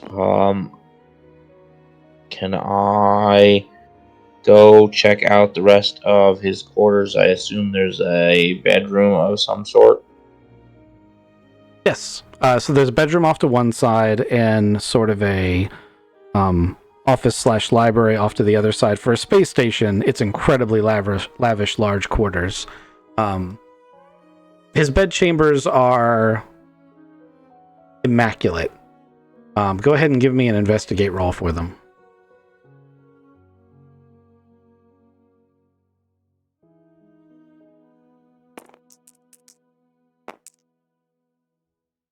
$13. Okay. So You walk into these quarters and you immediately dismiss most of the quarters because it's pretty obvious that he walked into these quarters, he set his luggage down, and he did not have time to do anything else in here. But just as you're about to leave, you notice that laying on the bed is his personal tablet.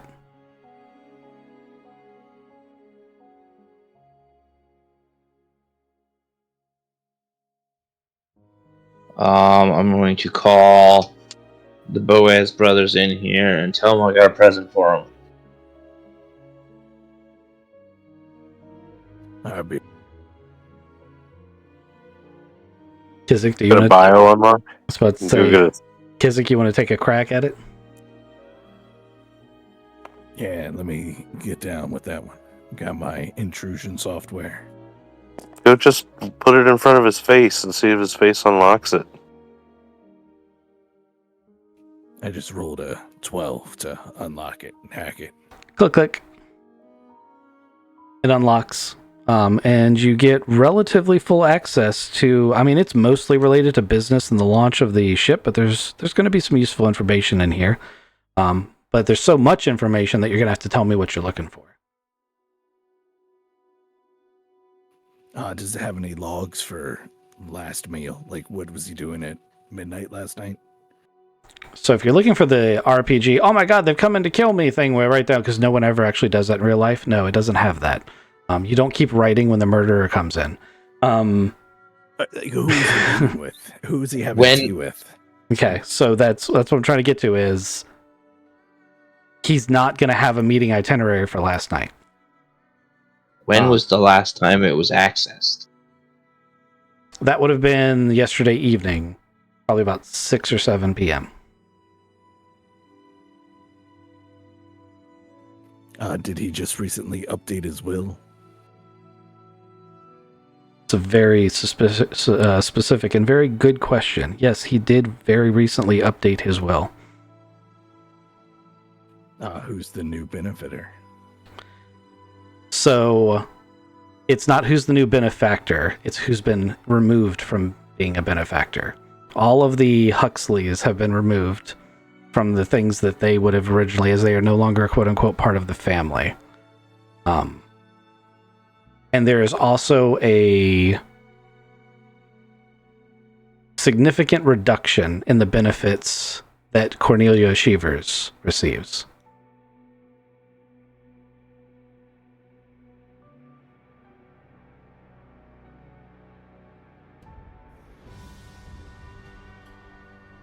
Guys, I'm in. He just updated his will.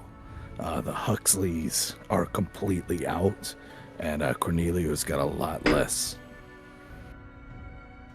You got anything else I need to look for? Financials. So there's no increase in payout or anything like that. So nobody's actually being more of a benefactor from the will change than just. It sounds like the benefits were taken away. It's basically yes. I mean, the overwhelming vast majority of it goes to his wife. But that's not changed. They were just side benefits that someone that rich could say, I can cut off 10% of my, my inheritance. My wife will still own 90% of it and, have all this, but I can give this 10% out to people who've helped me along the way. And that's really what he's talking about. I'm assuming this is the current version of the will, correct? Yes, he just updated it Gotcha. How long ago? this week. This week? Yep.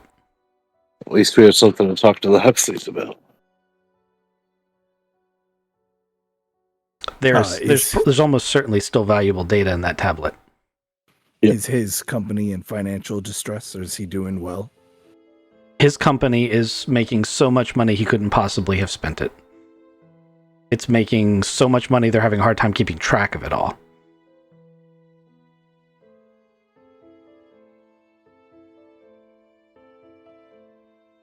See if he's got his bank accounts on there and transfer some of it to ours. Just kidding. Check his email. See what his last couple of days of correspondence are. See if any weird emails. Yes. I'm just trying to figure out which order to give them. So, starting about a week back, there's a correspondence with an investigator. The investigator's a freelance. To be clear, the investigator was not hired by Sir Lennox, but approaches Sir Lennox saying he has evidence of his wife having an affair, wants to know if he would like to buy the information, blah, blah, blah, blah.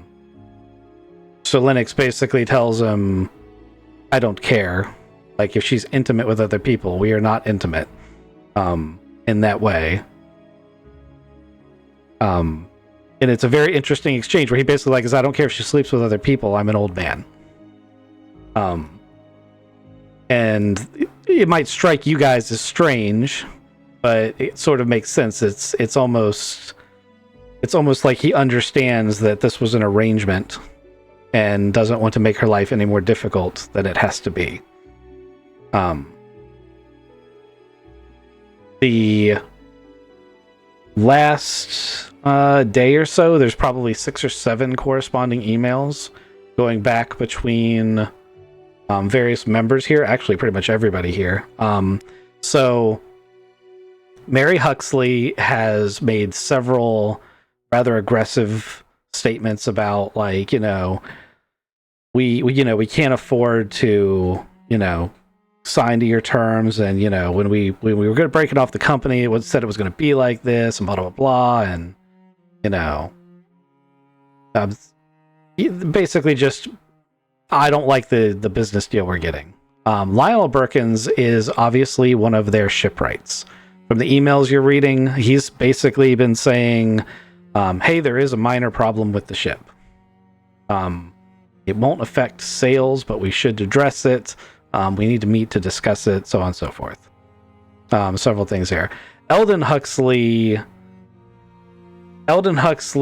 most of his stuff seems to be around, hey, I want to remerge our companies. My mother wants to do it this way. I want to do it that way. Maybe you and I can talk, so on and so forth. And Cornelio, most of his emails seem to be asking about upcoming things that are of a formal nature, almost like he's setting up their social calendar, and he asks a couple times cryptically about Madison's well-being.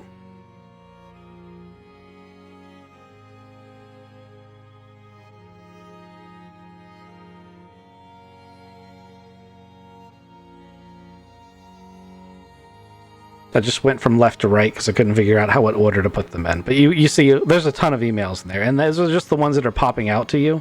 This is a person who probably gets 200 emails a day.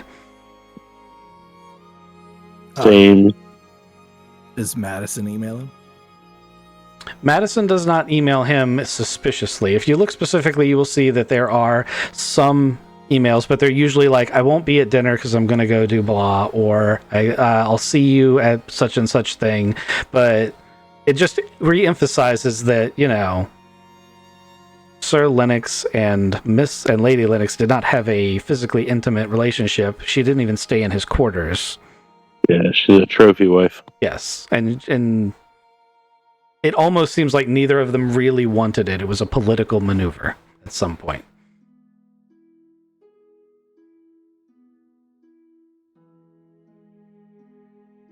Well, I want to talk to the shipwright. Okay. Before we go talk to people, we still got plenty of other things to look into, like the security cameras. Don't forget, you have forensics kits, so if there's specific things you want to do, think your police procedural drama or your Sherlock Holmesian stuff. Like, a lot of this is going to already have been done by different forensics people, but that doesn't mean you won't think of or find something that they might have missed. So, did we cover any kind of weird stuff going on with his bank accounts? Like any weird bank transactions the past week or so, or 2 weeks? His own accountants would have a hard time telling you the answer to that question. Like I said, they're making so much money, they don't know what to do with it. Gotcha. Yep. So you said the room is immaculate. Yes. except for the body and the spilled tea. Is there anything else out of place? The chair. Yes, there was the chair. there was a moved chair at the table that he died at. But there's no like woman's shoe. Lipstick stain on his tie. Something like that. No, there's not. Okay. So things that we've evidenced that I can tell that we have so far is all the stuff from the emails and the tablet, which there's lots there. Timeline wise, if he accessed the tablet and the tablet was in the bedroom, like at 6 or 7 at night, I mean, we can place him, alive at 6 or 7, and we assume his time of death is around midnight. He's in full formal, but we can't prove that he loosened his attire up because he was, choking or having the effect of poison, or he was just getting comfortable. We know at some point he met with someone, which we have reasons to believe that someone could have been, any of the other ones beforehand. We still haven't taken a look at his office, and we haven't taken a look at the security systems, because if we can find out how the security systems quote malfunctioned, we can look into the backgrounds of the other people, and we can look for time frames, right? Like, did the whole security system go down, or just did the cameras in and around his room?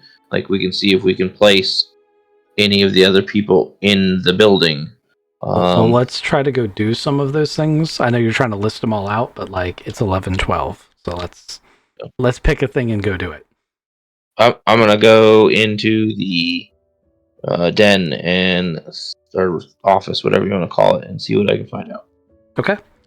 So, in the office, give me an investigation roll, or you can give me a perception roll. Actually, give me both. Do perception first.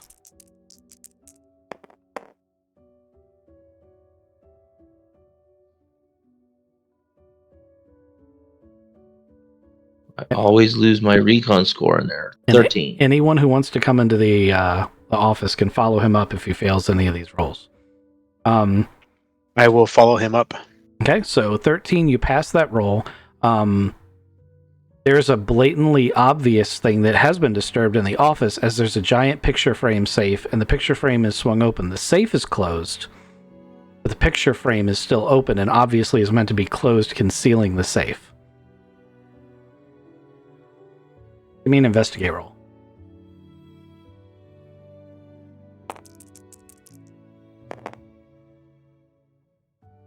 And there is a tablet holder on his desk that's meant to hold 4 tablets. There are only 3 in there, and his personal tablet isn't of the same type.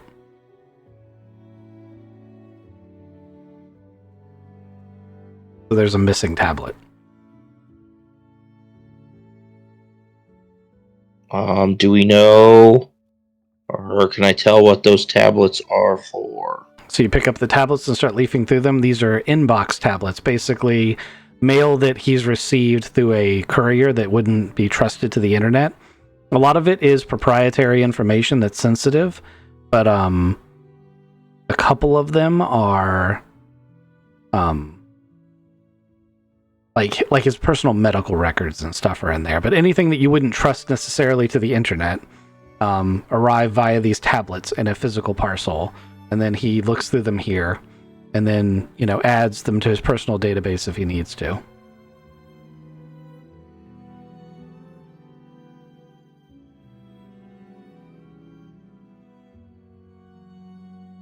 Is there anything else that looks like it's tampered with in there, like the desk, or same thing? Window? Is there any windows? No, but I will tell you one thing that'll also stand out since you got a 10 on your investigation. There are no tags in here like a forensics team. The forensics team didn't do anything in here. Then I'm going to get busy seeing if I can find any fingerprints on the safe or the picture frame. Okay. So you get out your basic forensics kit. Give me one more investigation roll, just for using the forensics kit. O-Dubs is in there too, so he can help you if you need it. Yeah, I'll need help with that one.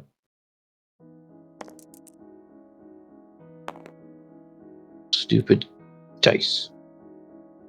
I didn't think you could get a cocked dice on these things, but You can. yep, 10. Okay. So you do find some partially smudged DNA. Unfortunately, it's not enough to make a positive identification of anyone, but it's a partial match. That you could probably use a lab to get some information about someone who had opened the picture frame. Basically, a little bit of their skin sample came off on the frame when they opened it, but not a full print.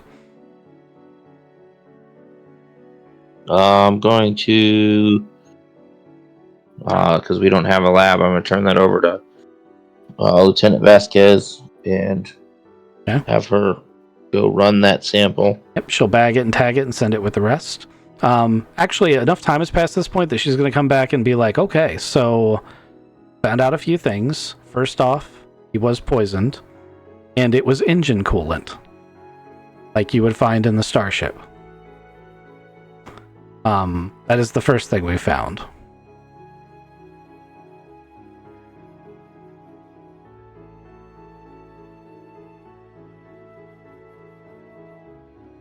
Okay. Oh, What else did you find? the second thing is his time of death could have been much earlier. It could have been as early as 9 or 10 p.m. than we originally thought.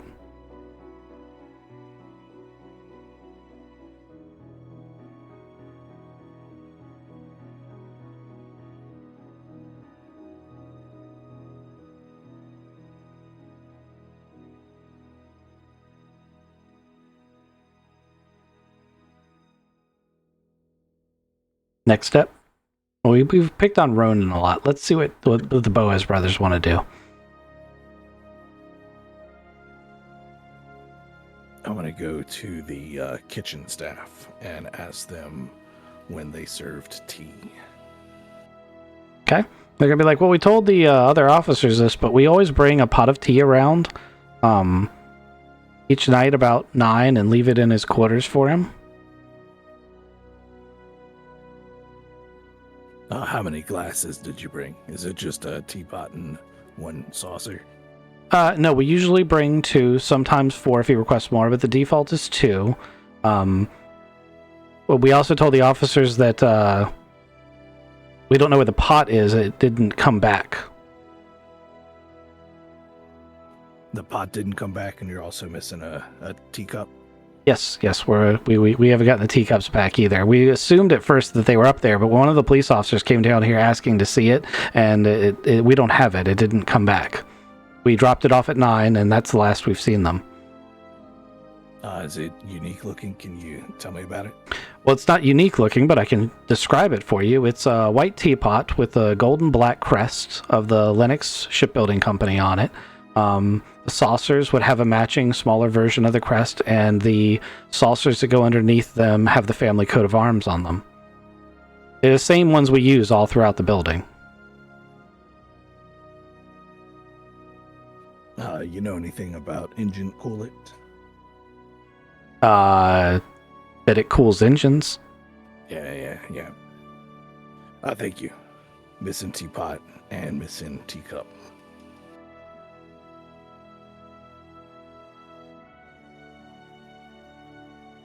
Can I use the tablet to look at Lionel's stuff? He said that there's a minor problem, like he called it out on the yacht. Can I do a mechanics roll to figure out what that minor problem would be? So dive into that a little bit. He doesn't seem to have provided too many technical details to Oh, Sir okay. Arthur. They do talk about it enough that you could tell it's something to do with the jump drive because you're a mechanic and an engineer. But you also, looking at it, are guessing it's an efficiency, not a like the ship's going to explode kind of problem. Okay, gotcha. But you won't know for sure until you talk to the shipwright. Right. Which you guys should probably start, doing those things. Yeah. All right, Luca, you want to go talk to the shipwright instead of the service staff? Yeah, I'll be right up.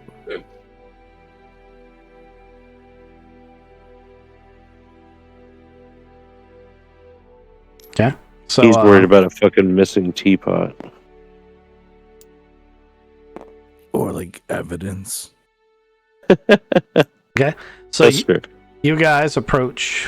So you guys have done crime scenes. I'll make him small. Now you're doing Lionel, so I'll make him small. I'll shrink him as you go along. So you knock on Lionel's door. He opens it. Can I help you? Hey, Lionel.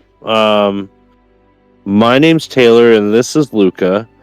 And we're helping Lieutenant Vasquez with her investigation. Do you mind answering some questions for us? I don't mind at all. Would you like to come in? We would. Do you like tea, Lionel? I prefer coffee, but I can get some tea if you guys want some tea. No tea for me. Luca, do you want any tea? No thanks. So he invites you in. He has much more modest quarters than the ones you just came out of. Basically, it's like a suite hotel room with a small living area in the middle, bathroom to one side, and quarters to the other. It's a nice place you got here, Lionel. They keep you nice. You happy here? Honestly, I prefer to be in the office that I have at the construction yard, just because, I'm a shipwright, and obviously I want to be close to the ship. But these formal gatherings are a necessary evil. Investors love to see the launch of a new ship, and we have decorated the Raven end to end to look gorgeous. I mean, and he has his window open to the ship so you can see it, and he's got a great view of the black onyx, style of the bridge and the gold flake that's going all over it. And it's a beautiful looking ship. It's not something you would normally do to the outside of a ship, though. It's you should be really proud of that ship, Lionel. You did a good job. Yes, I am very proud of it. I mean, she's not perfect, but she's very good, and I think she could be perfect. Yeah? You think? Of course. You wanted to talk about, I'm assuming, the demise of Sir Lennox. I'm guessing since the police are holding us here, they suspect foul play. They do. Do you know anything about what happened? Only that he was found dead this morning under mysterious circumstances, and that the police asked me to leave. To stay here, and not to leave. Last time I spoke to him was yesterday. We discussed the energy transfer issue with the jump drive, which he doesn't really understand, but that's fine. And when I told him it wouldn't cause the ship not to function, he basically said we are moving forward, and we'll try to fix it in our first maintenance patch. Don't these guys realize that that could strand leave somebody a ship out stranded there in space? And you guys say it at the same time, and he's like, yes, you get it. I do. I'm a bit of a mechanic myself, Lionel. So let me ask you, as a shipwright, do you how many of your crew have access to things, with MSDS sheets, things that shouldn't be in tea and coffee and things like that? Oh God, probably all of them. We work with all sorts of chemicals, and this building was built right over top of the hazardous material warehouse. If you go one floor down, you're actually in the hazmat warehouse. No shit. Yeah. Well, I mean, obviously, this very elaborate hotel was an afterthought to the dry dock. What do you think of Eldon Huxley? He's an arrogant prick. Okay.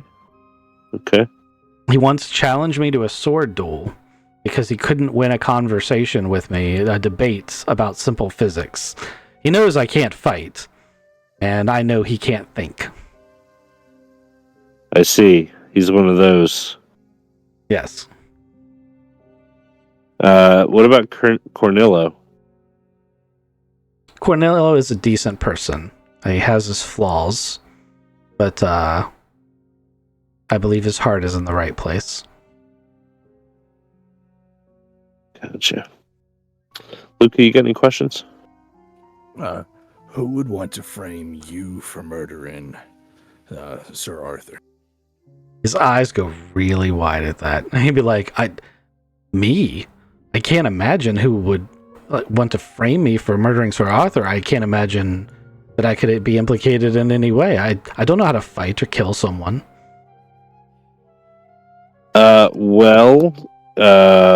My question about the MSDS sheets stands. You know how dangerous that kind of stuff can be. I think Sir Lennox would know better than to allow himself to be around any of those materials. Yes, that's why it would be a murder investigation instead of a suicide or something like that. So Lionel appears to be a little slow in the uptake, but now he kind of gets it. Oh, you think he was poisoned with something from the warehouse? That's where I'm going with this, Lionel. And now he's like, well, that could be anybody. The warehouse isn't even locked. Really? Lionel, tell me more. How would you do this if you had done it? I mean, if I were to deign to do something like that, I hit record on my tape recorder. Yes, how would you have killed him? I would probably use the gas from the laser emitters in the vents. It doesn't have a scent or a taste. It kills within minutes, and it'll dissipate in the air within 30 minutes. That's probably the most efficient way to do it. But I'd agree. Yeah. But take out the life support. Those canisters are, they're pretty obvious. They would be missing. I would check to see what's missing from the warehouse. If I were you, they should have inventory sheets near the doors. Well, thank you, Lionel. Yeah, you seem to have shaken him a lot. He went into this being like, oh, that's a tragic thing. Wait, they suspect me? Like, you really shook him. Actually, I should say Luca really shook him. If you have any other things you need to tell us, you got our phone numbers. Yeah, of course. I'm not supposed to make any outgoing calls, though. The police asked us not to use our mobiles. Oh, can we see yours real quick? Yeah, of course. And he hands it to you. He even unlocks it. What kind of style is it? It's not like the inbox tablet, right? No, his is an actual mobile comm. Like everyone has a tablet that is their personal computer and a mobile comm. You asked for his phone, so he handed you his mobile comm. But looking through it, like, other than the fact that this guy's a serious micro hero geek, like, he's all business. He loves starships and micro hero. We're gonna go on a 5-minute tangent about Micro Hero then. Yeah, you're gonna have to cut it off at 5 minutes with him if you want to be able to finish your investigation. Right. We tried the Dragon Run. Yeah, we tell him about that. Oh, he's gonna be super. Oh, you were the idiot. Yeah, well, no, he's gonna be super excited. Like, oh man, I can't believe I missed that because I was locked up here. Like, I'm gonna have to go back and watch the replay. Did you make it? Nobody's tried it in so long. We're noobs. Yep. We'll do better next time. We're gonna do it again though. Yeah, keep your head down. All right, so the minor problem with the yacht is this energy transfer for the jump drive. It's just bad efficiency. Lionel seems like a decent guy to me. And I think other people should be interviewing too, but Well, we're about to switch to Thodubs and Ronan. I was going to break you guys off into pairs. exposition. So you guys can, you guys just did the office, and you can now pick someone else to talk to or go investigate the security center. I think Ronan really wanted to do the security stuff, so I'm asking Ronan and Thodubs.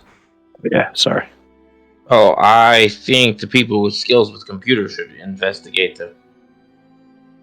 I previously was just pointing out thought processes of what we as a collective team needed to go do.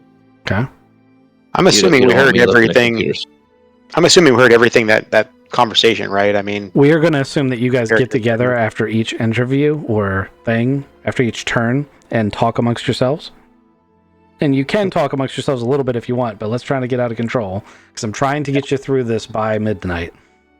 okay. I would, Royal. I'm interested in again. There was a conversation about how all of these chemicals and stuff are actually, probably underneath the building or on the lower floor, lower levels. And there may be inventory sheets as far as what was checked in, checked out, things that may or may not be there. I'm interested in going to check that out. Okay. Are you good with that, Ronan? Or yeah. Yep. Okay. Works for me. So you guys decide to go down to the chemical warehouse a deck down. As you descend down, it goes from incredibly formal and rich to utilitarian construction of a standard dry dock. As you reach the chemical stores, everything that Lionel told you to expect is true. It's not locked. This place was built to be a working dry dock, not a hotel. So they expect their employees to understand that coolant is toxic, don't drink it.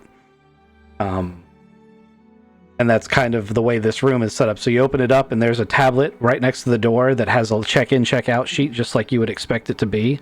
No one has unfortunately checked out any coolant, which you now know to be the murder method. But it does say how many, vials, etc. of coolant there's supposed to be, and you could go start counting and inventorying if you wanted, but it's like 500 vials of coolant. Gotcha.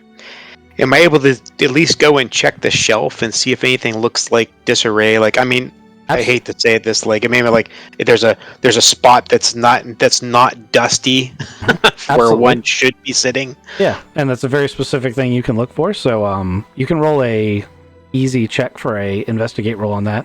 And Aiden and Holmes can tell me what he wants to investigate in here. I want to look around. Are there any? I know there's no like locks on the door or anything like that, is it? But there's any basic security like cameras, anything like that? It's not that there aren't locks on the door; it's that it isn't locked.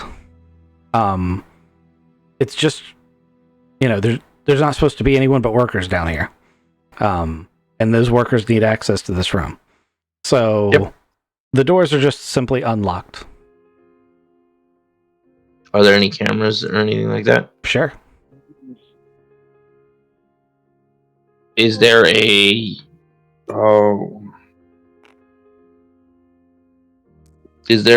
normal is the checkout process just like, hey, I walk in there, I check it out on the tablet and I walk out? Or is there a person that... Nope, that's exactly how it is. You go in there, you grab whatever you need, you scan it with the tablet, you put the tablet back on the door, you walk out. I got a 10 on my investigate. Okay.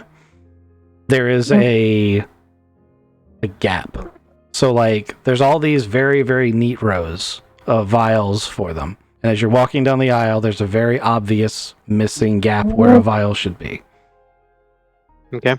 Is it just one vial, I'm assuming? Yep. Okay.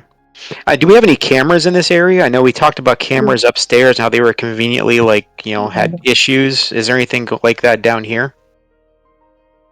Yep. Yeah, Ronan already asked that question. The answer was sorry, yes. I must have missed it. Yep, sorry. Apologies. No, we haven't made it to any sort of security room to review footage of or anything like that yet.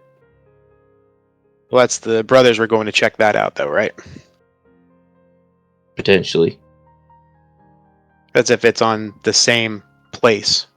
The security feeds aren't, I assume, are in the same place. They're not in different places. Get some feedback from your side, Ghost. So anything else you guys want to do in this room? Is there any... Go ahead. Oh no, sorry. I just wonder if there's anybody. Is there anybody that works down here, or is it just like an op? Is that just kind of anybody comes down here, grabs what they want? I mean, is there anybody who is usually in this area? This area is normally high trafficked, but yes, he did already ask that question. There isn't a person who works in the area. It's normally high trafficked when the dry dock is in full operation. Right now, the workers aren't even on the platform because the ship's done. So this is an abandoned, creepy area, basically, at this point. Is there any other... is there one exit to this room, or... No, there's one exit on each side. And the way back up to the hotel is the way we came down? Yep. And if you look down the other door, it looks like it leads out to an airlock area that leads to the ship. Okay.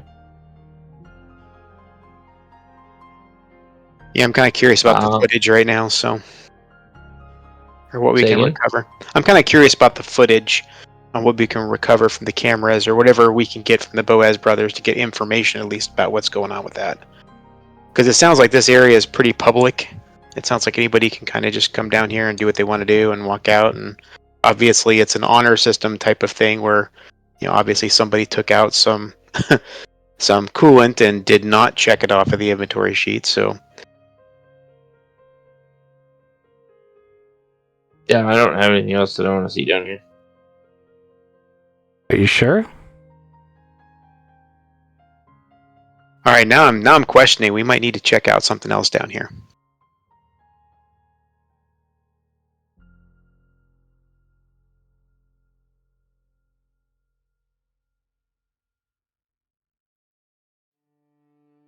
Are there any footprints? Footy prints? There's probably lots of footprints. That's the kind of thing you would use a forensics kit to find out. But yes, there's probably lots of footprints. There may be something in that vein or direction, though, that you may want to, like a really obvious thing you've skipped over that you may want to think about.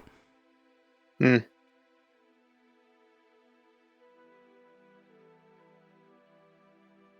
Like down like the area of like fingerprints, possibly?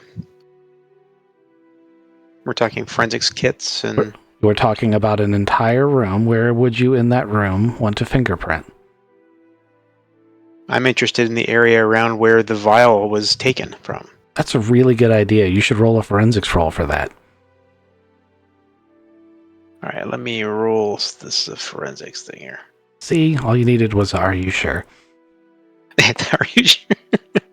Oh gosh, and then the next part of that is actually being able to roll a good roll.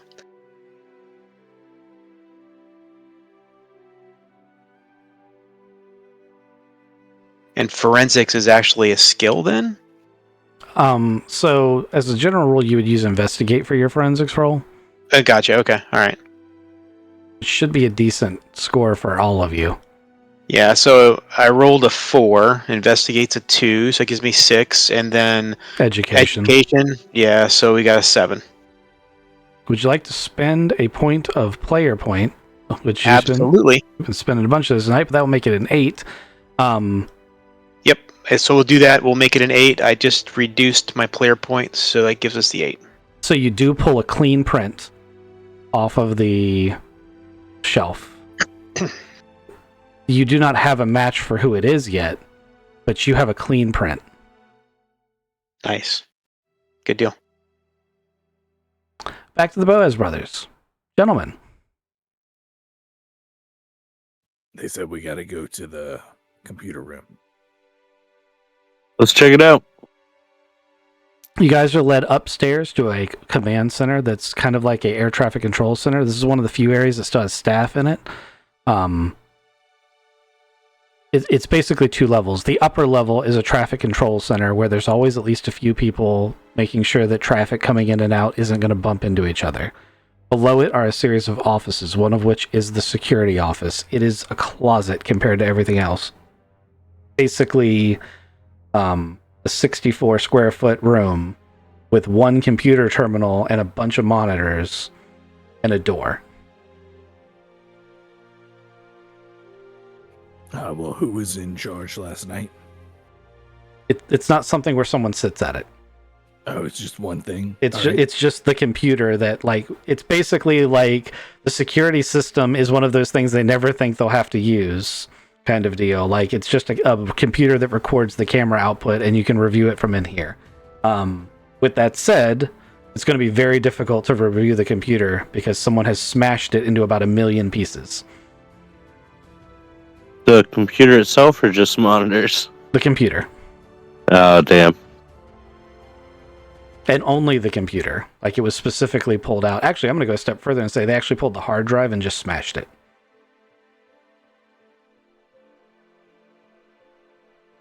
Okay. Well, then, is this door normally locked? That door is normally locked, as is the control room door down below. However, if you start asking around, they're going to say it is locked, but everybody's key card will open it. Unfortunately, the keycard logs are also stored on that computer. Yeah, okay, so there's also a physical lock That's on Arthur's door. Yes, there's a physical lock on all of the stateroom doors. That is true. Yeah. Shit. All right, Luca, what do you think? Can I try to pull a fingerprint from the handles on the door? Yes, you can.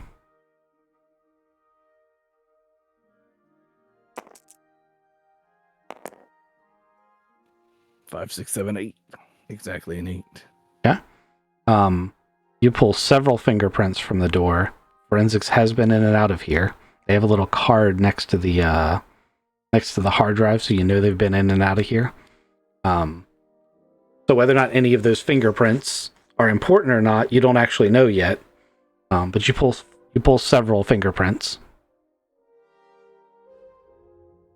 I've smashed some hard drives before. Can I take a guess as to what smashed those hard drives? Is there a calibration tool in the corner? So there is not, and I know what you're talking about, and awesome. But there is an emergency firebox right next to it. I should have made you roll for that, but I didn't. Anyway, you pull up the firebox, and there's like an emergency pry the door open tool. It's blatantly what was used to smash the hard drive. Can my brother pull a print off of that? I mean, I can try. I was supposed to say, I don't know, Kenny. I can try to do it. Not my forte. You should be pretty decent at that. You're as decent as the rest of them are. Yeah. 12. Okay. Yeah, you pull a single print off of it. It's a solid print. Good solid print. Does it look like a female finger or a male finger? I'm Is not it slim? I'm not positive you can actually really tell that from fingerprints, because while the physical fingers are smaller or larger, I can tell you from my experience actually fingerprinting people that doesn't really show through on fingerprints. Damn. Not a lady finger. I don't know. I mean, Okay. maybe if you were used to looking at them all day, every day for years, you could tell the difference, but I never could. Right. Okay. Taylor's secretly a finger kind of guy. No. No, so it's teeth on the other side, it's fingers on this side. That's not. No. That's not canon. That didn't happen. Luca, I think we should talk to old Huxley, Eldon. We want to give these prints to the actual investigator lady? Oh yeah, I mean we should do that, but I think it's just Eldon. Because he's got lady fingers. I don't know. He's an arrogant prick. He was removed from Arthur's will. Madison didn't want us dependent on her family members. Yeah, does she still benefit if it's not him? I think She's going to benefit no matter what? Unless it's her. Unless it's her, yes. Yeah, unless it's her. Actually, technically, even if it is her, she would benefit from it because New Home doesn't have the death penalty. Oh. How nice of them. She'd just be in jail. Forever. Yeah, because rich people totally go to jail forever. Yeah, right. They can bond out and go home the next day. Especially the super filthy rich people. Yeah. So, I kind of forgot. are you guys going to meet up and compare fingerprints? I think we should. It's also Yep. like way in the future. We should be able to digitally send that print. Also, privacy laws being what they are, only criminals are fingerprinted, and you have to get a warrant to search those. So, while she will absolutely be able to do it, you're not going to get an instant response. And if none of these people have committed a crime before, it's not going to be in the record system. But we could take their teacups and do our own investigation. Good old comparisons, right? I mean, you could just go in there and ask for their fingerprints. You're investigating a murder. You could get a warrant and just ask them to surrender their fingerprints. Or we could do that, yeah. The reason I wanted you guys to compare, and I am pushing you a little bit along, is because you guys are all going to find that one of your prints matches. Like, there's a print on the door, there's a print on the handle, there's a print on the shelf where the thing was taken. There's one print here that matches all of those places.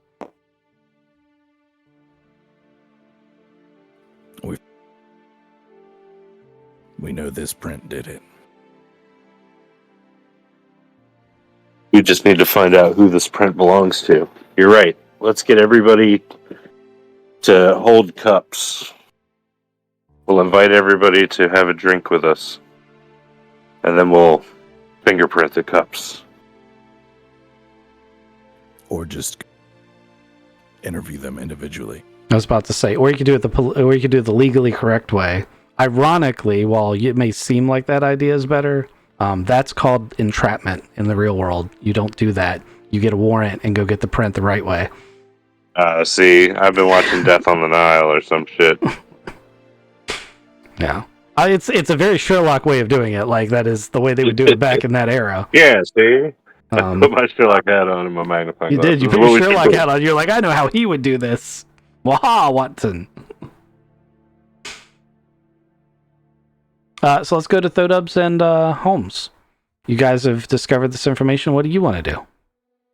Is there the coolant were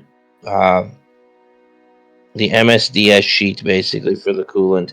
Is it have a specific smell, chemical makeup that's detectable? Yes. I mean, not to like the human senses, except for that it's sweet.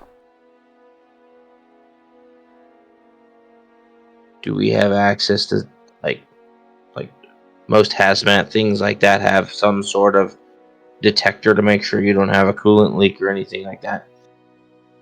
Yes. Is there any sort of alarm system for that? Well, yes, on the ship. Or did But a space station wouldn't need that because they wouldn't have it. Like, it's part of the engine system. but can I get a detector for it? Oh, you mean like a mobile detector? You can absolutely get a mobile chemical detector. In fact, you'll have a multi-purpose one you can just tune to that. Yep, that's what I want to do, and I want to go test it to make sure that it's detectable on Arthur Lennox dude. Okay. If you hold it right up to his mouth, it'll go off. Okay, so the range isn't that great. Well, it's been in the air for a while. Okay, I also want to go talk to the wait staff after talking to the rest of our crew and ask them if there was a specific type of tea that he liked. Is it possible for us to use that same type of detector on people's hands and fingers? If they To see just if anyone was touching it? if they just touched it, sure. but there's no way it would be sensitive enough to detect something from, like, if they wash their hands, it's gone. Gotcha. Okay. All right. I just Although- figured I'd ask. You guys, so. you guys have fingerprints, and you have 3 people left to interview. I'm just saying. Yeah, let's just get some. We need to Yeah. get them fingerprints. You guys have basically everything you need except to put the finger on. Yep, we need the fingerprints, man. We need to finger somebody. That's right. Let's go test out some lady fingers. Hey, Lieutenant Vasquez, can you get warrants for fingerprints? Sure, I can have that in 10 minutes. And matter of fact, if you want to do it individually, we can start having the interviews, or if you want to just get everyone together, we can do them all at one time. Well, let's get them all together, do it at one time. Okay. We're here with a murderer.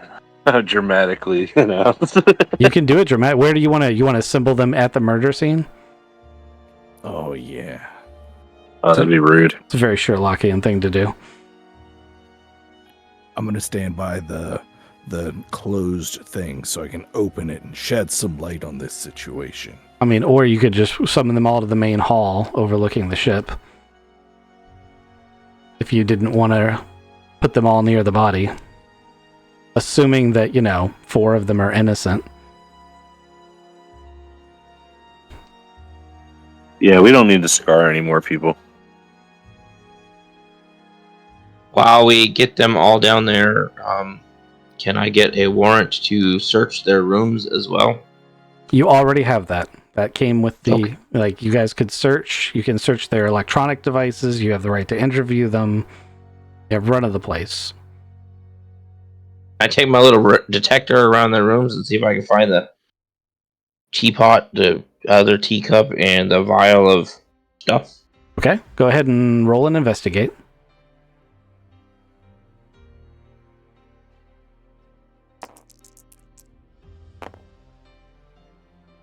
Eight. 8's not going to cut it. Can I run the prints now? So everyone gathers down in the main gallery area, overlooking the Raven, their brand new luxury liner ship. You guys only interviewed Lionel. You did not investigate the rest of the people. I'm just going to point that out. I wanted to. I know you Or did. Zelda. So, you guys get down here, you have your matching print, and you basically take the print scanner out and just tell me the order in which you scan their fingerprints.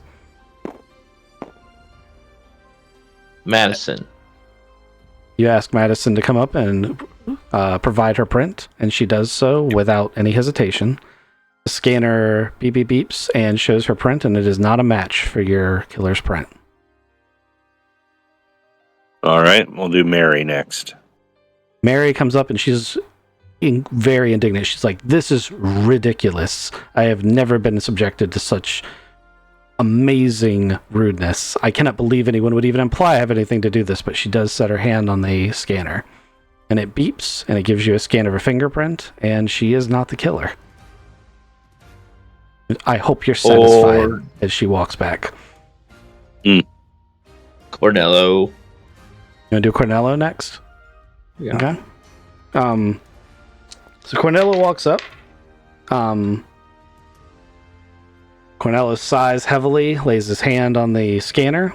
It gives you a beep beep beep, and it is a perfect match for the print. And he doesn't look at it. He's looking at whoever's holding the scanner.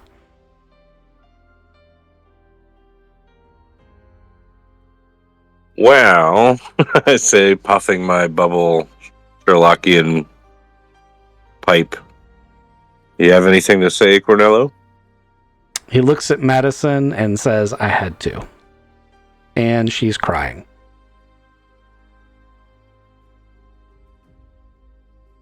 Oh, I see. Mm-hmm. Can we stun him now? No, lay it out for us, Sherlock. Tell us It's why you El- did it. elementary, my dear Luca. It's love. Aha, Madison and it was Winnie Cornelio. that killed the beast. Oh man. Well, now we don't have a choice. We got to do this the way that we promised we would. So, Vasquez is quietly called two officers in, and she kind of takes Cornelio by the arm, and Madison kind of comes over to him, and he's like, Vasquez is like, all right, I'll give you two a minute over here, and she kind of like pushes him towards the glass, and then she has the rest of her officers. She's like, all right, clear this room, and starts getting the people out.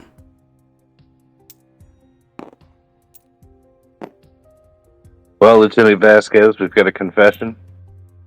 You did a fantastic job, I have to say. I didn't expect it to go over this cleanly, and you really missed your calling, gentlemen. You really put this one together in ways in which an entire police force I assigned to this couldn't do it. I honestly really thought it was Eldon, and I thought that was going to be a political nightmare if it had been. He's certainly the type, although the fact that it was poison made me doubt that he would have almost certainly preferred to stab someone. He does seem pretty arrogant, according to other people. So Poison is the coward's weapon. She looks back at Cornelio and Madison, who are embracing. A lot of tears going on over there, and she's like, I'm not sure that's necessarily the case in this case, but it doesn't matter. Crime was committed. There will be consequences, as there should be by rule of law. And I'll have payment transferred to either to the captain directly, or I can have it dispensed out to each of you equally, if you prefer.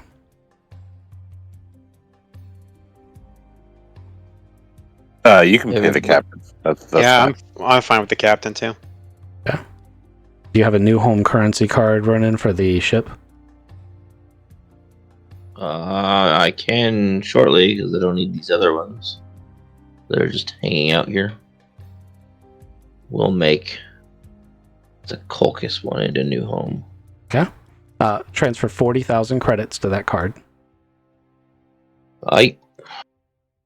And that concludes both of the two little mini stories that I had planned for you tonight, and we got through it with 2 minutes to spare, with only minor tasing and hurting of cats from me. Huzzah! Nice. Also, I would like to go ahead and immediately grant Ghost and Luca a player point each for doing the, well, it's elementary, my dear Watson, scene, because that tickled me to death. Everyone's going to get player points for the session like I normally do, but I want to go ahead and give them one each for that. So what did you guys think? Was that murder mystery a bit too convoluted, or was it okay to follow? You guys didn't do it the way I thought you were going to do it. It was. I liked it. I wish we had interviewed more people, but yeah, that was mostly on us. So, good job. Yeah, I like how we did it. I think we went around looking for all the information first before we talked to people. I think that makes sense. honestly, I mean, most of the time in a real investigation, you would go deal with the witnesses first because they'll give you leads where to look for the other information. That's not a 100% rule, but it is a standard procedure. And in this case, it would have given you a lot of information, but also a moral choice. Metagame-wise, Cornelio was the killer. He had every reason to do what he did. I'm not saying it was right legally, but he had motivation to do what he did, which you kind of hit on the head. I mean, I would have revealed a lot of that backstory had you done the full set of interviews. So there was a lot going on there that didn't get revealed because you didn't interview the people. Did he have the ability to depend on Eldon? So the ability, yes, but he he chose not to. He was hoping that it would go unsolved. Actually, initially, he wanted it to look like a suicide, but nobody bought that.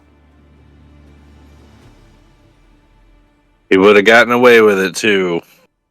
If it weren't for those pesky kids. A little bit of additional digging would have found that there were several clauses in the contracts. It basically, had Lennox continued to live, Madison would have been forced to marry Eldon.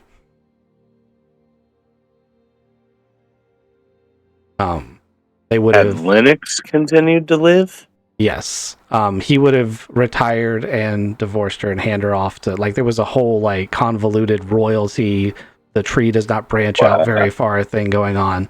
You guys missed the one opportunity to find it the way that you were going, but the interviews would have revealed it if you had interviewed, Lady Mary Huxley arranged that whole scenario. She basically blackmailed, forced, cajoled, she forced all of that to happen so that the entirety of the shipbuilding industry would fall to her son. She's actually the villain from that perspective. In this perspective, she didn't pull the trigger on anyone, but she was actively destroying people's lives to get her way. The bitch. But she didn't interview anybody, so like that's all metagame information. So in the future investigations, you would be served well to make sure that you get all your leads and then follow your leads, and not, I got a lead, let me immediately follow the lead. It's not that the way you did it was wrong. Obviously, you still solved the crime, but you could have been there at 11:30 instead of 12.